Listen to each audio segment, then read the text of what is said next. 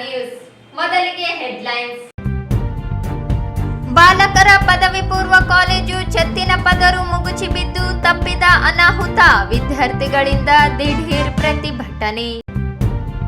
ವಸತಿ ನಿಲಯಗಳ ಕುರಿತು ಸಭೆ, ಗುಣಮಟ್ಟದ ಆಹಾರ ಸೌಕರ್ಯ ಸಂಪರ್ಕ ನಿಗಾವಹಿಸಿ ಜಿಲ್ಲಾ ಪಂಚಾಯತ್ ಸಿಇಒ ಈಶ್ವರ್ ಕಾಂದು ಸೂಚನೆ.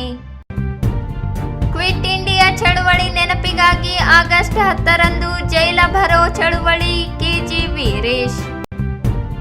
ಹತ್ತಿನಾಳ ಬಿಎಸ್ಪಿ ಉಸ್ತುವಾರಿ ಭೂಮಾನಂದ ಕೊಲೆ, ಪೊಲೀಸರು ನಿರ್ಲಕ್ಷ್ಯದ ತನಿಖೆ ನಡೆಸಿ ಕುಟುಂಬಕ್ಕೆ ಪರಿಹಾರ ಉದ್ಯೋಗ ನೀಡಲಿ ಕೃಷ್ಣಮೂರ್ತಿ. ಆಗಸ್ಟ್ 8 ಮತ್ತು 9ರಂದು ಜಿಲ್ಲಾ ಬ್ಯಾಡ್ಮಿಂಟನ್ ಅಸೋಸಿಯೇಷನ್ನಿಂದ ಪ್ರೀಮಿಯರ್ ಲೀಗ್ ಪಂದ್ಯಾವಳಿ ಬೆಲ್ಲಂ ಕಿರಣ್. ತಲಮಾರಿಯಲ್ಲಿ ಅನುದಾನ ದುರ್ಬಳಕೆ, ದೂರು ಕೊಟ್ಟಿದ್ದರಿಂದ ಮಾರಣಾಂತಿಕ ಹಲ್ಲೆ, ಆರೋಪಿಗಳನ್ನು ಬಂಧಿಸದ ಪೊಲೀಸರು, ಶೌಕತ್ ಅಲಿ ಆರೋಪ. ಸಾಧಕರೊಂದಿಗೆ ಸಂವಾದ, ಸಂಗೀತ ನಿರಂತರ ಶ್ರಮದಿಂದ ಯಶಸ್ಸು ಸಾಧ್ಯ, ಅಂಬಯ್ಯ ನುಲಿ. ಮತ್ತು ಕೆಪಿಎಸ್ಸಿ ಅಕ್ರಮಗಳ ತನಿಖೆಗೆ ಆಗ್ರಹಿಸಿ ಪ್ರತಿಭಟನೆ. ನಗರದ ಬಾಲಕರ ಸರ್ಕಾರಿ ಪದವಿ ಪೂರ್ವ ಮಹಾವಿದ್ಯಾಲಯದಲ್ಲಿ ಛತ್ತು ಉದುರಿ ಬಿದ್ದಿದ್ದು, ಕೂದಲೆಳೆ ಅಂಚಿನಲ್ಲಿ ವಿದ್ಯಾರ್ಥಿಗಳು ಪ್ರಾಣಾಪಾಯದಿಂದ ಪಾರಾಗಿರುವ ಘಟನೆ ಇಂದು ಬೆಳಿಗ್ಗೆ ನಡೆದಿದೆ. ನಗರದ ಹಳೆಯ ಡಿಡಿಪಿಐ ಕಚೇರಿ ಹಿಂಭಾಗದಲ್ಲಿರುವ ಬಾಲಕರ ಸರ್ಕಾರಿ ಪದವಿ ಪೂರ್ವ ಮಹಾವಿದ್ಯಾಲಯದಲ್ಲಿ ವಾಣಿಜ್ಯ ವಿಭಾಗದ ಕೊಠಡಿಯಲ್ಲಿ ಬೆಳಿಗ್ಗೆ 10:30ರ ಸುಮಾರಿಗೆ ವಿದ್ಯಾರ್ಥಿಗಳು ಪಾಠ ಕೇಳುವ ಸಂದರ್ಭದಲ್ಲಿ ಏಕಾಏಕಿ ಛತ್ತಿನ ಪದರ ಉದುರಿದ್ದು ವಿದ್ಯಾರ್ಥಿಗಳು ಭಯಭೀತರಾಗಿ ಹೊರಬಂದಿದ್ದಾರೆ. ಕಟ್ಟಡವನ್ನು ಹೈದರಾಬಾದ್ ಕರ್ನಾಟಕ ಅಭಿವೃದ್ಧಿ ಅಡಿಯಲ್ಲಿ 1996ರ ಆಗಸ್ಟ್ 15ರಂದು ನಿರ್ಮಿಸಲಾಗಿದ್ದು, ಅಂದಿನ ಜವಳಿ ಖಾತೆ ಹಾಗೂ ರಾಯಚೂರು ಜಿಲ್ಲಾ ಉಸ್ತುವಾರಿ ಸಚಿವರಾಗಿದ್ದ ಎಂಎಸ್ ಪಾಟೀಲ್ ಅವರು ಈ ಕಟ್ಟಡದ ಉದ್ಘಾಟನಾ ಕಾರ್ಯಕ್ರಮ ನೆರವೇರಿಸಿದ್ದರು. ಸುಮಾರು 30 ವರ್ಷಗಳ ಹಳೆಯ ಕಟ್ಟಡ ಇದಾಗಿದ್ದು, ಕೆಲವು ವರ್ಷಗಳಿಂದ ಕಟ್ಟಡ ಶಿಥಿಲಾವಸ್ಥೆಗೆ ತಲುಪಿತ್ತು. ಈ ಕುರಿತು ಕಾಲೇಜಿನ ಪ್ರಾಚಾರ್ಯರು ಹಲವು ಬಾರಿ ಶಿಕ್ಷಣ ಇಲಾಖೆ, ಜಿಲ್ಲಾಧಿಕಾರಿಗಳು ಹಾಗೂ ಶಾಸಕರಿಗೆ, ಸಚಿವರಿಗೆ ಹೊಸ ಕಟ್ಟಡ ನಿರ್ಮಾಣ ಮಾಡುವ ಕುರಿತು ಪ್ರಸ್ತಾವನೆಯನ್ನು ಕಳುಹಿಸುತ್ತಾ ಬಂದಿದ್ದು, ಆದರೆ ಈವರೆಗೂ ಕಟ್ಟಡ ನಿರ್ಮಾಣಕ್ಕೆ ಅನುಮೋದನೆ ಸಿಕ್ಕಿಲ್ಲ. ಇದೇ ಕಟ್ಟಡದ ಹಿಂಬದಿಯಲ್ಲಿ ಹೊಸ ಕಟ್ಟಡಗಳನ್ನು ನಿರ್ಮಿಸಲಾಗಿದ್ದು, ಆದರೆ ಹಳೆಯ ಕಟ್ಟಡಗಳು ತೀರಾ ದುರಸ್ತಿಗೆ ಬಂದಿದ್ದು, ಎಲ್ಲಾ ಕೊಠಡಿಗಳಲ್ಲಿಯೂ ಛತ್ತಿನ ಪದರಗಳು ಈಗೋ ಆಗಲೋ ಬೀಳುವಂತ ಸ್ಥಿತಿಯಲ್ಲಿವೆ. ಪ್ರಾಧ್ಯಾಪಕರು ಪಾಠದ ಕಡೆಗೆ ಗಮನ ಹರಿಸುವುದಕ್ಕಿಂತ ತಲೆಯ ಮೇಲೆ ಯಾವ ಸಂದರ್ಭದಲ್ಲಿ ಛತ್ತು ಬೀಳುತ್ತದೆಯೋ ಎಂಬ ಭಯದಲ್ಲಿ ಪಾಠ ಕೇಳುವುದು ಮತ್ತು ಉಪನ್ಯಾಸ ನೀಡುವಂತಾಗಿದೆ. ಈಗಲಾದರೂ ಜನಪ್ರತಿನಿಧಿಗಳು, ಜಿಲ್ಲಾಡಳಿತ ಮತ್ತು ಶಿಕ್ಷಣ ಇಲಾಖೆ ಹೊಸ ಕಟ್ಟಡ ಮಂಜೂರು ಮಾಡುವರೆ ಎಂಬುದನ್ನು ಕಾದು ನೋಡಬೇಕಾಗಿದೆ. ಛತ್ತು ಉದುರಿ ಬಿದ್ದ ಘಟನೆ ಮಾಹಿತಿ ಪಡೆದ ತಹಸೀಲ್ದಾರ್ ಸುರೇಶ್ ವರ್ಮಾ ಕಾಲೇಜಿಗೆ ಭೇಟಿ ನೀಡಿ ತರಗತಿಗಳ ಕೊಠಡಿ ಪರಿಶೀಲನೆ ನಡೆಸಿದರು. ಈ ಕುರಿತಂತೆ ವರದಿ ಸಲ್ಲಿಸುವಂತೆ ಸ್ಥಳದಲ್ಲಿದ್ದ ಪಿಡಬ್ಲ್ಯೂಡಿ ಅಧಿಕಾರಿಗಳಿಗೆ ಸೂಚನೆ ನೀಡಿದರು. ತರಗತಿಯಲ್ಲಿ ಛತ್ತು ಉದುರಿ ನಡೆದ ಅಪಘಾತವನ್ನು ಖಂಡಿಸಿ ಕಾಲೇಜು ವಿದ್ಯಾರ್ಥಿಗಳು ತರಗತಿಯನ್ನು ಬಹಿಷ್ಕರಿಸಿ ಎಐಡಿಎಸ್ಒ ನೇತೃತ್ವದಲ್ಲಿ ನಗರದ ಡಾಕ್ಟರ್ ಬಿಆರ್ ಅಂಬೇಡ್ಕರ್ ವೃತ್ತದಲ್ಲಿ ಜಿಲ್ಲಾಡಳಿತ, ಶಿಕ್ಷಣ ಇಲಾಖೆಯ ವಿರುದ್ಧ ದಿಢೀರ್ ಪ್ರತಿಭಟನೆ ನಡೆಸಿದರು. ಹೊಸ ಕೊಠಡಿಗಳ ನಿರ್ಮಾಣ ಸೇರಿದಂತೆ ವಿವಿಧ ಬೇಡಿಕೆಗಳನ್ನು ಈಡೇರಿಸುವಂತೆ ಆಗ್ರಹಿಸಿದರು.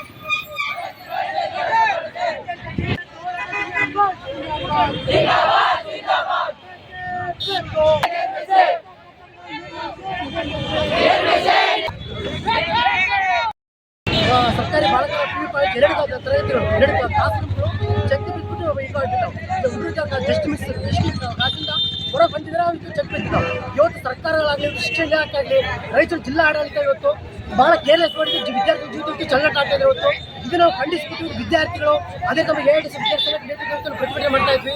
ನಾವು ಇದ್ರ ಮೂಲಕ ಆಗ್ರಹಿಸ್ತಿರೋದು ಈ ಕೂಡಲೇ ಇವತ್ತು ವಿದ್ಯಾರ್ಥಿ ಜೀವಿತ ಆಟ ಆಡೋದ್ಬಿಟ್ಟು ಈ ಕೂಡ ಹೊಸ ಕಟ್ಟಡ ನಿರ್ಮಾಣಕ್ಕೆ ಕೈ ನಾವು ಕ್ರಮ ಕೈಗೊಳ್ಳಬೇಕಂತ ಹೇಳಿ ಸರ್ಕಾರಕ್ಕೆ ಶಿಕ್ಷಣ ಇಲಾಖೆಗೆ ನಾವು ಒತ್ತಾಯ ಮಾಡ್ತಾ ಇದ್ವಿ. ನಿಮ್ಮ ಹೆಸರು? ಬಸವರಾಜ್, AIDC ವಿದ್ಯಾರ್ಥಿ ಸಂಘಟನೆ ಜಿಲ್ಲಾ ಕಾರ್ಯದರ್ಶಿ.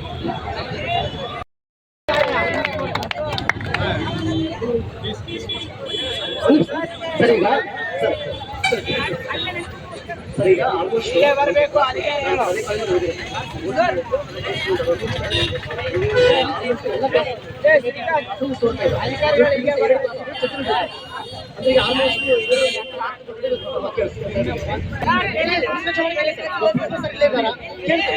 ಹೆಚ್ಚು ಸಮಸ್ಯೆ ಕೇಳ್ರಿ, ಎಷ್ಟು ಕೊಠಡಿಗಳು ಕರೆಕ್ಟ್ ಇದೆ ಅಂತ ಕೇಳ್ರಿ.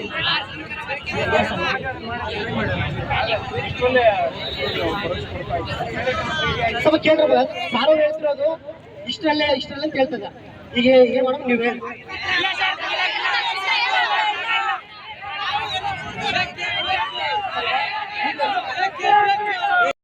ಆಗಿದೆ ಅಂತ ಇವತ್ತು ಅಧಿಕಾರಿ ಆಗಿದೆ. ನಾಳೆ ನೀವು ಅಧಿಕಾರಿ ಆಗೋರು, ಸಮಾಜವನ್ನ ತಿದ್ದೋರು, ದೇಶವನ್ನ ಮುನ್ನಡೆಸೋರು.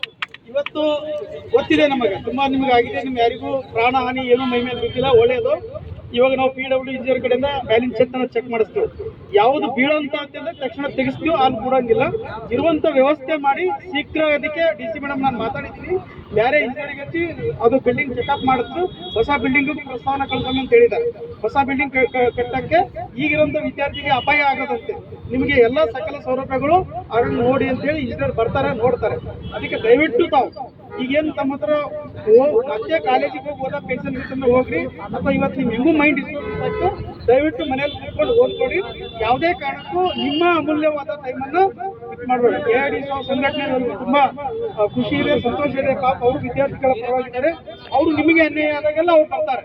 ಅವರು ಈ ಸಮಸ್ಯೆ ಜಲ್ವಂತ ಸಮಸ್ಯೆಗಳನ್ನ ನಮ್ಮ ಗಮನಕ್ಕೆ ತಂದಾಗ ನಾವು ಮೇಲಾಧಿಕಾರಿಗಳ ಗಮನಕ್ಕೆ ತಂದು ಅದಕ್ಕೆ ಬಜೆಟ್ ಇಟ್ಟು ಒಳ್ಳೆ ಗುಣಮಟ್ಟದ ಬಿಲ್ಡಿಂಗು ಆಗ್ತದೆ, ಗುಣಮಟ್ಟದ ಶಿಕ್ಷಣ ಕೊಡುವಂತ ವ್ಯವಸ್ಥೆನೇ ಮಾಡ್ತೀವಿ.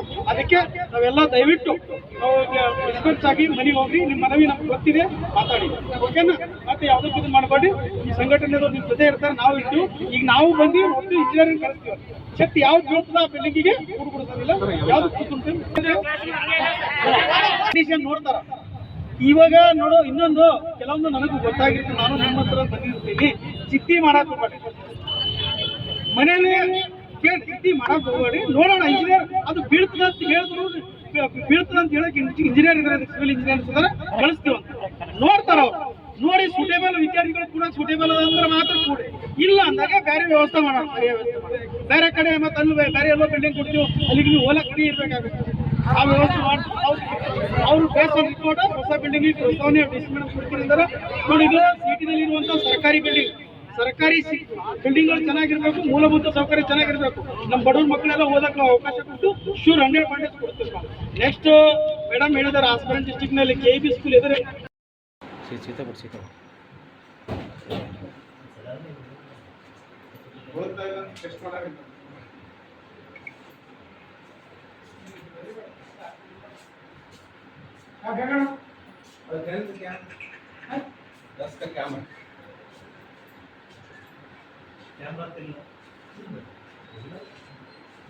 ಇದು ಬೇರೆ ಕ್ಲಾಸ್ ರೂಮ್ ಇದು ಬಿದ್ದಿದ್ದಲ್ರಿ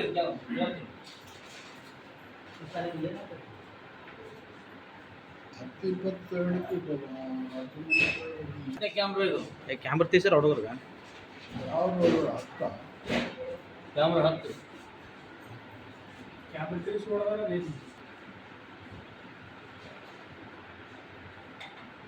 ಇದು ಓಡಿ ಬರಕತ್ತ ಬನ್ನಿ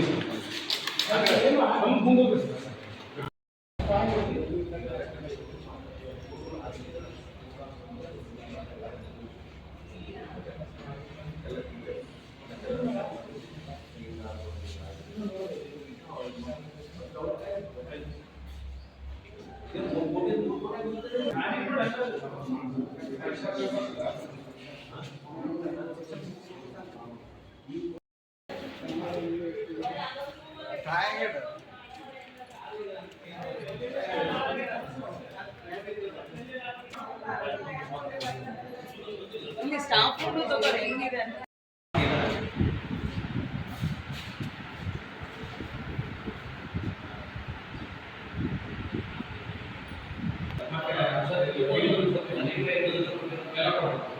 ಕರ್ನಾಟಕ ಪ್ರದೇಶ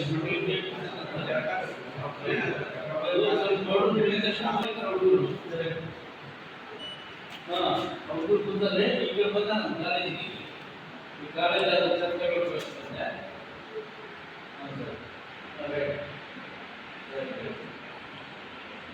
ಮಾಡಿ ಬರ್ರಿ ಕಾಲೇಜಿಗೆ ಬರ್ರಿ.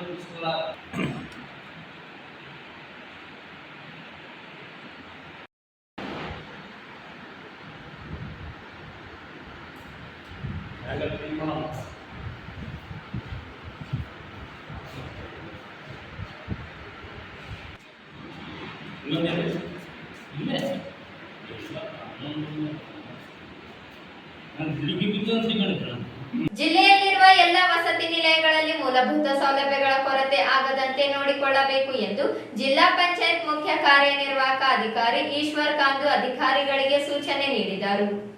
ಅವರಿಂದು ನಗರದ ಜಿಲ್ಲಾ ಪಂಚಾಯತ್ ಸಭಾಂಗಣದಲ್ಲಿ ಹಮ್ಮಿಕೊಂಡಿದ್ದ ವಿವಿಧ ಇಲಾಖೆಯ ಅಧಿಕಾರಿಗಳು ವಿವಿಧ ವಸತಿ ನಿಲಯದ ಸಿಬ್ಬಂದಿಯೊಂದಿಗೆ ಹಮ್ಮಿಕೊಂಡಿದ್ದ ಸಭೆಯನ್ನು ಉದ್ದೇಶಿಸಿ ಮಾತನಾಡಿದರು.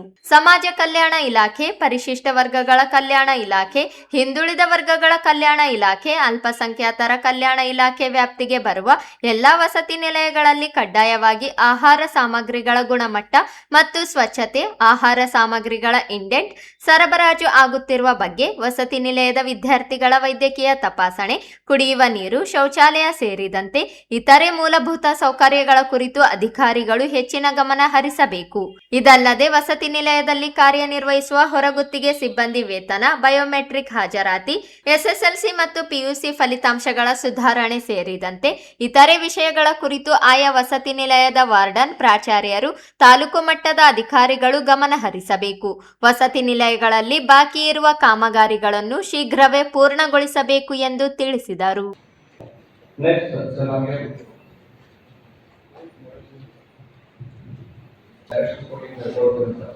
ನಮ್ಮಲ್ಲಿ ಎಲ್ಲ ರೆಸಿಡೆನ್ಷಿಯಲ್ ಸ್ಕೂಲ್ಸ್ 2023 ಸ್ಟ್ರೆಂತ್ ಇರುವ ಕೆಪಾಸಿಟಿಗೆ ನಾವು 600 ಹತ್ತಿರದಲ್ಲಿ ಮಕ್ಕಳಿಗೆ ಓದಿಸ್ಕೊಂಡಿದ್ದೀವಿ ಸರ್. ಎಲ್ಲಿಯೂ ಕೂಡ ನಮಗೆ ಒಂದು ಸರ್. ಎರಡನೇದು ಮಾನ್ವಿ ಮತ್ತೆ ಚಂದ್ರಗೊಂಡ ಸ್ಕೂಲಲ್ಲಿ ಸರ್ ವರ್ಕ್ ಸ್ಟಾರ್ಟ್ ಮಾಡಿಲ್ಲ ಸರ್. ಯಾಕಂದ್ರೆ ನಾವು ಡಿಟಿಸ್ ಮುಖಾಂತರ ಎಡಿಟಿ ಮುಖಾಂತರ ರಿಪೋರ್ಟ್ ತಗೊಳ್ತೀವಿ. ಮೊನ್ನೆ ಮತ್ತೆ ಇಂಪ್ರೂವ್ಮೆಂಟ್ ಆಗಿಲ್ಲ, ಕಂಪ್ಲೀಷನ್ ಆಗಿಲ್ಲ ಅಂದ್ರೆ you will be help responsible.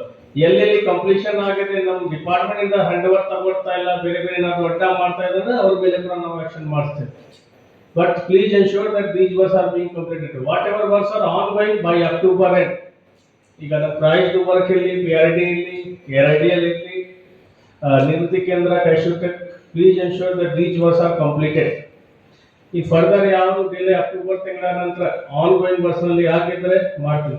Regarding this KHB, Rajiv Gandhi centre ಮತ್ತು ಯಾರ್ಯಾರು ಸರಿಯಾಗಿ ರೆಸ್ಪಾನ್ಸ್ ಮಾಡ್ತಾ ಇಲ್ಲ ಅಂದ್ರೆ DC ಮೇಡಮ್ ಹೇಳಿದಾಗ, ಯಾಕಂದ್ರೆ all the agencies I think state ಇಂದ ಆಗಿದೆ ಅಂದ್ರೆ ನೀವು DC ಮೇಡಮ್ ಮುಖಾಂತರ ಅದು ಕೂಡ ಕಳಿಸಿ. Give one copy to me, I will also speak. But madam ಇಂದ ಒಂದು ಕಾಪಿ ಲಿಸ್ಟ್ ಆಫ್ ವರ್ಕ್ಸ್ ಮಾಡಿ, what all work they have delayed beyond 3 months list ಮಾಡಿ. Welfare departments, tribal welfare, BCM, minority and social welfare ಕಳಿಸಬೇಕು.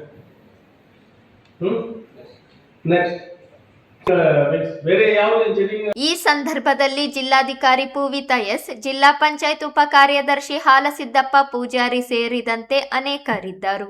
Quit India ಹೋರಾಟದ ಸ್ಮರಣಾರ್ಥ ಸಂಯುಕ್ತ ಹೋರಾಟ ಕರ್ನಾಟಕ ಮತ್ತು ಕಾರ್ಮಿಕ ಸಂಘಟನೆಗಳ ಜಂಟಿ ಸಮಿತಿಗಳ ಸಹಯೋಗದಲ್ಲಿ ಆಗಸ್ಟ್ 10ರಂದು ಬೃಹತ್ ಪ್ರತಿಭಟನೆ ಮತ್ತು ಜೈಲ್ ಭರೋ ಚಳವಳಿ ನಡೆಸಲಾಗುತ್ತದೆ ಎಂದು ಸಂಯುಕ್ತ ಹೋರಾಟ ಸಮಿತಿ ಸಂಚಾಲಕ KG ವೀರೇಶ್ ಹೇಳಿದರು. ಅವರಿಂದು ಮಾಧ್ಯಮಗೋಷ್ಠಿ ಉದ್ದೇಶಿಸಿ ಮಾತನಾಡಿ, ಕ್ವಿಟ್ ಇಂಡಿಯಾ ಚಳವಳಿಯಲ್ಲಿ ಬ್ರಿಟಿಷರು ದೇಶ ಬಿಟ್ಟು ತೊಲಗಿ ಹೋರಾಟ ನಡೆಸಲಾಗಿತ್ತು.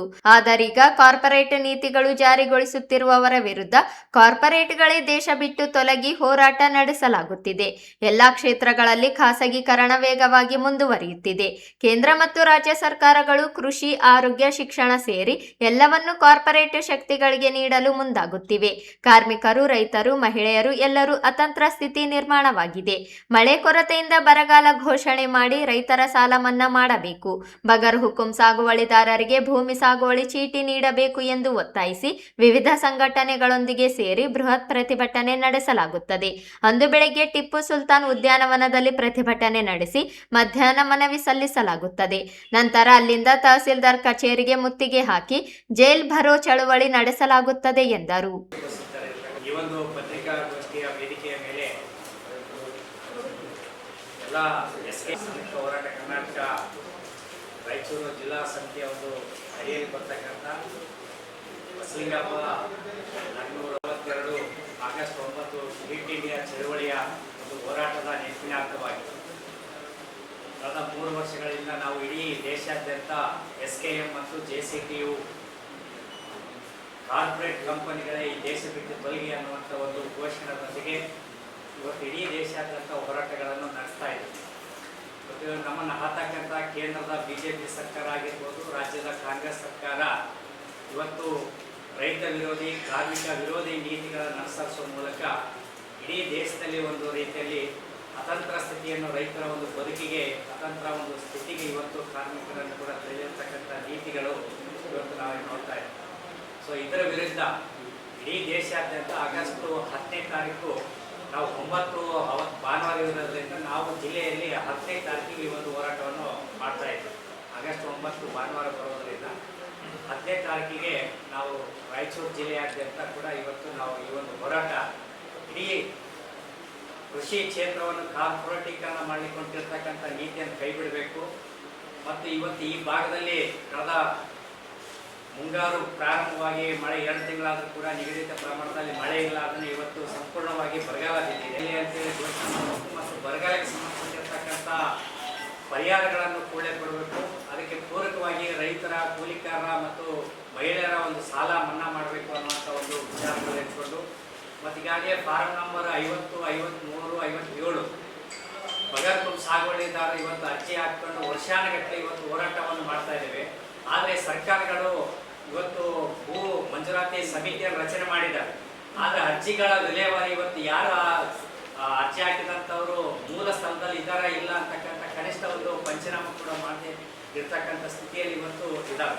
ಯಾರು ರಾಜಕೀಯ ನಾಯಕರು ತಮ್ಮ ಬಾಲಕೋಚಿಗಳಿರ್ತಾರೆ ಅಂಥವ್ರದ್ದು ಮಾತ್ರ ಅರ್ಜಿಗಳನ್ನು ಇವತ್ತು ವಿಲೇವಾರಿಗಳನ್ನು ಮಾಡಿ ಅವರಿಗೆ ಭೂ ಮಂಜೂರಾತಿ ಮಾಡ್ತಿದ್ರೆ ಸಾಮಾನ್ಯ ರೈತರ ಕೂಲಿಕರ ಅರ್ಜಿಗಳನ್ನು ಇವತ್ತು ಅದನ್ನು ಪರಿಶೀಲನೆ ಆಗ್ತಾ ಇಲ್ಲ.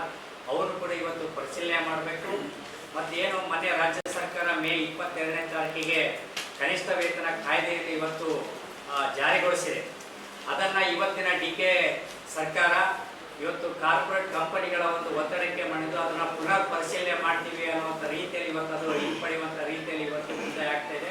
ಅದನ್ನು ಯಾವುದೇ ಕಾರಣಕ್ಕೂ ಹಿಂಪಡೆಯಬಾರ್ದು. ಆ ಕಾಯ್ದೆಯನ್ನು ಕೂಡಲೇ ಜಾರಿ ಮಾಡಬೇಕು ಅಂತಕ್ಕಂಥ ಬೇಡಿಕೆಗಳನ್ನು ಇಟ್ಕೊಂಡು ನಾವು ರಾಯಚೂರಿನಲ್ಲಿ ಆಗಸ್ಟ್ 10ನೇ ತಾರೀಕಿಗೆ ನಗರದ ಟಿಪ್ಪು ಸುಲ್ತಾನ್ ಗಾರ್ಡನ್ನಲ್ಲಿ ಏನು ಸಂಯುಕ್ತ ಹೋರಾಟ ಕರ್ನಾಟಕ ಭಾಗವಾಗಿರ್ತಕ್ಕಂಥ ಎಲ್ಲ ಸಂಘಟನೆಗಳಿಂದ ರೈತರು, ಕೂಲಿಕಾರರು, ಕಾರ್ಮಿಕರು, ದಲಿತರು, ಅಲ್ಪಸಂಖ್ಯಾತರು ಎಲ್ಲರೂ ಒಳಗೊಂಡಂತೆ 10 ಗಂಟೆಯಿಂದ ಟಿಪ್ಪು ಸುಲ್ತಾನ್ ಗಾರ್ಡನ್ನಲ್ಲಿ ಪ್ರತಿಭಟನಾ ಧರಣಿಯನ್ನು ಮಾಡುವ ಮೂಲಕ ಅಲ್ಲಿ 1 ಗಂಟೆವರೆಗೆ ನಾವು ಪ್ರತಿಭಟನಾ ಧರಣಿಯನ್ನು ನಡೆಸಿ ವಿವಿಧ ಸಂಘಟನೆಗಳ ಮುಖಂಡರು ಎಲ್ಲರೂ ಕೂಡ ಒಂದು ಧರಣಿಯನ್ನು ಉದ್ದೇಶಿಸಿ ಮಾತನಾಡ್ತಾರೆ. ನಂತರ 1 ಗಂಟೆಗೆ ಜಿಲ್ಲಾಧಿಕಾರಿಗಳ ಮೂಲಕ ರಾಜ್ಯ ಸರ್ಕಾರಕ್ಕೆ ಮನವಿ ಪತ್ರವನ್ನು ಕೊಟ್ಟು ನಾವು 1 ಗಂಟೆ ನಂತರ ಏನಂದರೆ ಪ್ರತಿಭಟನಾ ರ್ಯಾಲಿ ಮೂಲಕ ರಾಯಚೂರಿನ ತಹಸೀಲ್ ಕಚೇರಿಗೆ ಮುತ್ತಿಗೆ ಹಾಕುವ ಮೂಲಕ ಜೈಲು ಬರೋ ಚಳುವಳಿಗಳನ್ನು ನಾವು ಹಮ್ಮಿಕೊಂಡಿದ್ದೀವಿ. ಸೊ ಹೀಗಾಗಿ ಈ ಒಂದು ಹೋರಾಟದಲ್ಲಿ ಜಿಲ್ಲೆಯ ರೈತರು, ಕೂಲಿಕಾರರು, ಕಾರ್ಮಿಕರು ಕೂಡ ಹೆಚ್ಚಿನ ಪ್ರಮಾಣದಲ್ಲಿ ಭಾಗವಹಿಸಿ ಈ ಒಂದು ರೈತ ಕಾರ್ಮಿಕ ವಿರೋಧಿ ನೀತಿಗಳನ್ನು ಅನುಸರಿಸತಕ್ಕಂಥ ಕಾಂಗ್ರೆಸ್ ಮತ್ತು BJP ಸರ್ಕಾರಗಳ ನೀತಿಗಳ ವಿರುದ್ಧ ಈ ಒಂದು ಹೋರಾಟ ಯಶಸ್ವಿಗೊಳಿಸಬೇಕು ಅನ್ನುವಂಥ ಅದನ್ನು ನಾವು ಈ ಒಂದು ಗೋಷ್ಠಿಯ ಮೂಲಕ ನಾವು ವಿನಂತಿಯನ್ನು ಮಾಡ್ಕೊಳ್ತಿದ್ದೀವಿ. ಅದೇ ರೀತಿಯಲ್ಲಿ ಕಾರ್ಮಿಕ ಮುಖಂಡರಾಗಿರ್ತಕ್ಕಂಥ ಶರಣಬಸವ ಕೂಡ ಈ ಒಂದು ಕಾರ್ಮಿಕ ಸಂಘಟನೆಗಳ ಜಂಟಿ ಸಮಿತಿ ಸಂಚಾಲಕ DS ಶರಣಬಸವ ಮಾತನಾಡಿ, ಕೇಂದ್ರ ಸರ್ಕಾರ ಕಾರ್ಮಿಕರ ಹಕ್ಕುಗಳನ್ನು ಕಸಿಯಲು ಹೊರಟಿದೆ. ಕಾರ್ಮಿಕ ಕಾಯ್ದೆಗಳನ್ನು 4 ಸಂಹಿತೆಗಳಾಗಿ ರೂಪಿಸಿ ಕಾರ್ಮಿಕ ಶ್ರಮವನ್ನು ಕಡೆಗಣಿಸುತ್ತಿದೆ. ಕನಿಷ್ಠ ವೇತನ ಕಾಯ್ದೆ ರೂಪಿಸಿದ್ದರೂ ಜಾರಿಗೊಳಿಸದೆ ತಡೆಯಲಾಗುತ್ತಿದೆ. ಕಾರ್ಮಿಕರ ಹಕ್ಕುಗಳಿಗಾಗಿ ನಡೆಯುವ ಹೋರಾಟದಲ್ಲಿ ಕಾರ್ಮಿಕ ಸಂಘಟನೆಗಳು ಭಾಗವಹಿಸಲಿವೆ ಎಂದರು. ಕಾರ್ಮಿಕ ಸಂಘಟನೆಗಳ ಕೇಂದ್ರ ಸಮಿತಿ ಕೂಡ ಇದರ ಭಾಗವಾಗಿಯೇ ನಾವು ಇದ್ದೀವಿ. ಹೀಗಾಗಿ ನಾವು ಕೂಡ ಇವತ್ತೇನೆಂದರೆ ಬಲವಂತದ ಭೂ ಸ್ವಾಧೀನ ಮತ್ತು ಎಲ್ಲ ಹಂತದ ಖಾಸಗೀಕರಣ ಖಾಸಗೀಕರಣದ ಪ್ರಭಾವ ದೊಡ್ಡ ರೀತಿಯಲ್ಲಿ ಇಡೀ ದೇಶ ಮಟ್ಟದಲ್ಲಿ ಆಗಿ ಇವತ್ತು ಮೊದಲೆಲ್ಲ ಬೇರೆ ಬೇರೆ ಬ್ಯಾಂಕಿಂಗ್ ಕ್ಷೇತ್ರ, ವಿಮೆ, ಆರೋಗ್ಯ, ಬೇರೆ ಬೇರೆ ಎಲ್ಲ ಕ್ಷೇತ್ರದ ಖಾಸಗೀಕರಣವನ್ನು ತಡೆಗಟ್ಟಬೇಕು. ಆಮೇಲೆ ಸರ್ಕಾರ ಜಾರಿ ಮಾಡಿರ್ತಕ್ಕಂಥ 4 ಕಾರ್ಮಿಕ ಸಂಹಿತೆಗಳನ್ನು ರದ್ದುಪಡಿಸಬೇಕು ಅಂತೇಳಿ ನಾವು ಹಲವಾರು ಮುಷ್ಕರಗಳು, ಹೋರಾಟಗಳನ್ನು ಮಾಡಿ ಕಾರ್ಮಿಕ ಕಾನೂನುಗಳನ್ನು ರದ್ದುಪಡಿಸಬೇಕು ಅಂತೇಳಿ ದೊಡ್ಡ ಕೋಟ್ಯಾಂತರ ಕಾರ್ಮಿಕರು ದೇಶದ ಕಾರ್ಮಿಕರ ಹೋರಾಟದಲ್ಲಿ ಭಾಗಿಯಾದರೂ ಕೂಡ ಕೇಂದ್ರ ಸರ್ಕಾರ ಅದನ್ನು ಪರಿಗಣನೆಗೆ ತಗೊಳ್ಳದೆ ಯಥಾವತ್ತಾಗಿ ಕಾರ್ಮಿಕ ಕಾನೂನುಗಳನ್ನು ಜಾರಿ ಮಾಡಿದೆ. ಮತ್ತು ಇದುವರೆಗೂ ಕೂಡ ಕೇಂದ್ರ ಕಾರ್ಮಿಕ ಸಂಘಟನೆಗಳ ಮುಖಂಡರುಗಳನ್ನ ರಾಷ್ಟ್ರ ಮಟ್ಟದಲ್ಲಿ ಕರೆದು ಏನಾದರೂ ತಿದ್ದುಪಡಿಗಳನ್ನ ಮಾಡುವ ಒಂದು ಇದು ಕೂಡ ಕೇಂದ್ರ ಸರ್ಕಾರ ಮಾಡಿಲ್ಲ ಅನ್ನೋಂಥ ಒಂದು ಇದಿದೆ. ಇದನ್ನು ನಾವು ಖಂಡಿಸ್ತಾ ಇದ್ದೀವಿ. ACTU ಕೇಂದ್ರ ಕಾರ್ಮಿಕ ಸಂಘಟನೆಗಳ ಭಾಗವಾಗಿ ಖಂಡಿಸ್ತೀವಿ.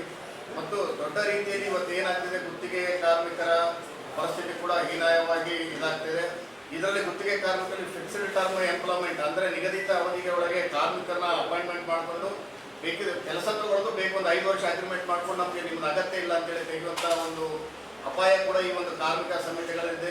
ಆಮೇಲೆ ಯಾವುದೇ ರೀತಿಯ ಹೋರಾಟಗಳು ಮಾಡಲಾದಂಥ ಒಂದು ವಾತಾವರಣವನ್ನು ನಿರ್ಮಾಣ ಮಾಡಲಿಕ್ಕೆ 4 ಕಾರ್ಮಿಕ ಸಂಹಿತೆಗಳು ಕಾರ್ಮಿಕ ವಿರೋಧಿ ಅಂತೇಳಿ ನಾವು ಈಗಾಗಲೇ ಹೋರಾಟವನ್ನು ದೊಡ್ಡ ರೀತಿಯಲ್ಲಿ ಮಾಡಿದ್ವಿ.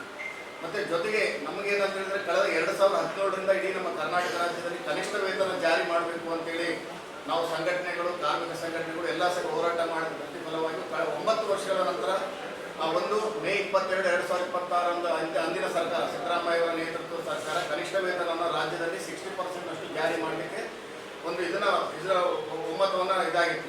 ಆದರೆ ಇತ್ತೀಚೆಗೆ ಏನಾಗ್ತಿದೆ ಅಂತ ಹೇಳಿದ್ರೆ ಅದನ್ನು ನಾವು ಪುನಃ ಪರಿಷ್ಕರಣೆ ಮಾಡ್ತೀವಿ, 60% ಆಗ್ತದಿಲ್ಲೋ ಅನ್ನೋಂಥ ಒಂದು ಇದನ್ನ ಅಸಹಾಯಕತನ ರಾಜ್ಯ ಸರ್ಕಾರ ಇದು ಮಾಡ್ತಿದೆ. ಅದೇನಂತ ಹೇಳಿದ್ರೆ ನಮಗೆ ಹೆಚ್ಚು ಹಣಕಾಸಿನ ಹೊರೆ ಜಾಸ್ತಿ ಆಗ್ತದೆ, ಕಾರ್ಮಿಕರಿಗೆ ನಾವು ಜಾಸ್ತಿ ಸಂಬಳ ಕೊಡಲಿಕ್ಕೆ ನಮ್ಗೆ ಹಣಕಾಸಿನ ಹೊರೆ ಜಾಸ್ತಿ ಆಗ್ತಿದೆ ಅಂತೇಳಿ ಅದನ್ನು ಪರಿಷ್ಕರಣೆ ಮಾಡಲಿಕ್ಕೆ ರಾಜ್ಯ ಸರ್ಕಾರ ಮುಂದಾಗಿದೆ. ಬಟ್ ಇದರಿಂದ ಏನಾಗ್ತದೆ, 1 ಕೋಟಿ ಕಾರ್ಮಿಕರು ಭಾಳಷ್ಟು ಇದರಲ್ಲಿ ಒಂದು ಅತಂತ್ರ ಸ್ಥಿತಿಯಲ್ಲಿ ಒಂದು ಇದು ಮಾಡಬೇಕಾದಂಥ ಒಂದು ವಾತಾವರಣ ಇದೆ. ಆಮೇಲೆ ಅವ್ರು ಕೊಟ್ಟಷ್ಟೇ ಸಂಬಳ ಅನ್ನೋಂಥದ್ದು ಒಂದು ನಿಯಮ ನಮ್ಮಲ್ಲಿದೆ. ಈಗ ಕೆಲವು ಕಡೆ ಕನಿಷ್ಠ ವೇತನ ಕೊಡ್ತೀವಿ ಅಂತೇಳಿ ಬ್ಯಾಂಕಿಗೆ ಹಾಕಿದ ತಕ್ಷಣ ಉಳಿದ ಅಮೌಂಟ್ ರಿವರ್ಸ್ ತಗೊಳ್ತಾರೆ. ನಮಗೆಲ್ಲ ಗೊತ್ತಿರೋಂಥ ವಿಚಾರ ಇದೆ. ಬೇರೆ ಬೇರೆ ಫ್ಯಾಕ್ಟ್ರಿಗಳಲ್ಲಿ, ಶಾಲಾ ಕಾಲೇಜುಗಳಲ್ಲಿ ಕೂಡ ನಮಗೆ ಚೆಕ್ಕಲ್ಲಿ, ಡಾಕ್ಯುಮೆಂಟ್ದಲ್ಲಿ ಕನಿಷ್ಠ ವೇತನ ಕೊಟ್ಟಾಗ ಮಾಡ್ತಾರೆ. ಆಮೇಲೆ ಹಿಂದಿನಿಂದ ಅಮೌಂಟ್ ರೊಕ್ಕನ ವಾಪಸ್ ತಗೊಳ್ಳೋಂಥ ಒಂದು ಇದು ಕೂಡ ನಡೆದಿಲ್ಲ. ಅದಕ್ಕೆ ನಾವು ಹೇಳೋದು ಯಥಾವತ್ತಾಗಿ ರಾಜ್ಯ ಸರ್ಕಾರ ಘೋಷಣೆ ಮಾಡಿದೆ ಕನಿಷ್ಠ ವೇತನ 60% ಅದು ಇಮಿಡಿಯೇಟ್ಲಿ ಜಾರಿ ಮಾಡಬೇಕು ಅನ್ನೋದು ಕೂಡ ನಮ್ಮ ಕೇಂದ್ರ ಕಾರ್ಮಿಕ ಸಂಘಟನೆಗಳು ಸಂಯುಕ್ತ ಹೋರಾಟದ. ಈ ಸಂದರ್ಭದಲ್ಲಿ AIUTUC ಜಿಲ್ಲಾ ಕಾರ್ಯದರ್ಶಿ ಮಹೇಶ್ ಚಿಕಲಪರ್ವಿ, ಖಾಜಾ ಅಸ್ಲಾಂ ಅಹಮದ್, ಆಂಜನೇಯ ಕುರುಬದೊಡ್ಡಿ, ಸಂಗಯ್ಯ ಚಿಂಚರಕಿ, ಮಲ್ಲಣ್ಣ ದಿನ್ನಿ, ಶ್ರೀನಿವಾಸ್ ಕಲವಲದೊಡ್ಡಿ, ಮಲ್ಲನಗೌಡ ಸೇರಿದಂತೆ ಅನೇಕರಿದ್ದರು. ದೇವದುರ್ಗ ತಾಲೂಕಿನ ಹದ್ದಿನಾಳ ಗ್ರಾಮದಲ್ಲಿ ನಡೆದ ಬಿಎಸ್ಪಿ ಉಸ್ತುವಾರಿ ಭೂಮಾನಂದ ಕೊಲೆ ಪ್ರಕರಣದ ಆರೋಪಿಗಳಿಗೆ ಮರಣದಂಡನೆ ವಿಧಿಸುವಂತೆ ಚಾರ್ಜ್ ಶೀಟ್ ಸಲ್ಲಿಸಬೇಕು. ಗಬ್ಬೂರು ಪೊಲೀಸರ ನಿರ್ಲಕ್ಷ್ಯ ವಿರುದ್ಧ ತನಿಖೆ ನಡೆಸಿ ಕ್ರಮ ಕೈಗೊಳ್ಳಬೇಕು ಎಂದು ಬಹುಜನ ಸಮಾಜ ಪಕ್ಷದ ರಾಜ್ಯಾಧ್ಯಕ್ಷ ಎಂ ಕೃಷ್ಣಮೂರ್ತಿ ಆಗ್ರಹಿಸಿದರು. ಅವರಿಂದು ಮಾಧ್ಯಮಗೋಷ್ಠಿ ಉದ್ದೇಶಿಸಿ ಮಾತನಾಡಿ, ಭೂಮಾನಂದ ಕೊಲೆ ಪ್ರಕರಣದ ಹಿಂದೆ ಎಸ್ಟಿ ಸಮುದಾಯದವರು ನಡೆಸಿರುವ ದೌರ್ಜನ್ಯ ಕಾರಣವಾಗಿದೆ. SC/ST ಸಮುದಾಯಗಳ ಮಧ್ಯೆ ಸಂಘರ್ಷ ಹೆಚ್ಚಳವಾಗುತ್ತಿರುವುದನ್ನು ತಡೆಯಲು ಸಾಮರಸ್ಯದ ಅವಶ್ಯಕತೆ ಇದೆ. 2 ಸಮುದಾಯಗಳ ಮಧ್ಯೆ ಸೌಹಾರ್ದಯುತ ಸಂಬಂಧ ಬೆಳೆಸಲು ಸರ್ಕಾರ, ವಿಶೇಷವಾಗಿ ಸಂಸದ ಜಿ. ಕುಮಾರ್ ನಾಯಕ್ ಪ್ರಯತ್ನಿಸಬೇಕಿದೆ. 4 ಜನ SC ಸಮುದಾಯದ ಶಾಸಕರುಗಳಿದ್ದು, ಸಂಸದರಿದ್ದು ಅಸ್ಪೃಶ್ಯ ಸಮುದಾಯಗಳ ಮೇಲೆ ದೌರ್ಜನ್ಯ, ಕೊಲೆಯಂತಹ ಘಟನೆಗಳು ಮರುಕಳಿಸುತ್ತಲೇ ಇವೆ. ಈ ಹಿಂದೆ ಮಾನ್ವಿ ತಾಲೂಕಿನ ಮದಲಾಪುರನಲ್ಲಿ ಪ್ರಸಾದ್ ಎಂಬ ಯುವಕನ ಕೊಲೆ ಘಟನೆ ಜರುಗಿತ್ತು. 2ನೇ ಪ್ರಕರಣ ಹದ್ದಿನಹಾಳದಲ್ಲಿ ನಡೆದಿದೆ. ಕೃಷಿ ಭೂಮಿ ಉಳುಮೆ ಮಾಡಿ ಸಿಮೆಂಟ್ ಬ್ರಿಕ್ಸ್ ತಯಾರಿಸುತ್ತಿದ್ದು ಭೂಮಾನಂದ ಏಳ್ಗೆ ಸಹಿಸದೆ ದುಷ್ಕರ್ಮಿಗಳು ಕೊಲೆಗೆ ಕಾರಣವಾಗಿದೆ.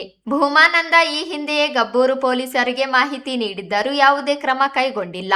12 ವರ್ಷಗಳಿಂದ ಒಂದೇ ಠಾಣೆಯಲ್ಲಿ ಕೆಲ ಸಿಬ್ಬಂದಿಗಳಿದ್ದು ಕೂಡಲೇ ವರ್ಗಾವಣೆ ಮಾಡಬೇಕು. ಲೋಪ ಎಸಗಿದ ಪೊಲೀಸ್ ಅಧಿಕಾರಿಗಳ ವಿರುದ್ಧ ಕ್ರಮ ಕೈಗೊಳ್ಳಬೇಕು. ST ಸಮುದಾಯದವರು ಅಸ್ಪೃಶ್ಯ ಜಾತಿಗಳ ಮೇಲೆ ನಡೆಸುತ್ತಿರುವ ಹಲ್ಲೆ ಪ್ರಕರಣಗಳಲ್ಲಿ ಅವರ ಜಾತಿ ಪ್ರಮಾಣ ಪತ್ರವನ್ನೇ ರದ್ದುಪಡಿಸುವ ಕಾಯ್ದೆ ತಿದ್ದುಪಡಿ ತಂದು ಜಾರಿಗೊಳಿಸಬೇಕು. ಮೃತ ಭೂಮಾನಂದ ಕುಟುಂಬಕ್ಕೆ ಪರಿಹಾರ, ಭೂಮಿ, ಪತ್ನಿಗೆ ಸರ್ಕಾರಿ ಉದ್ಯೋಗ ಒದಗಿಸಬೇಕು ಎಂದರು.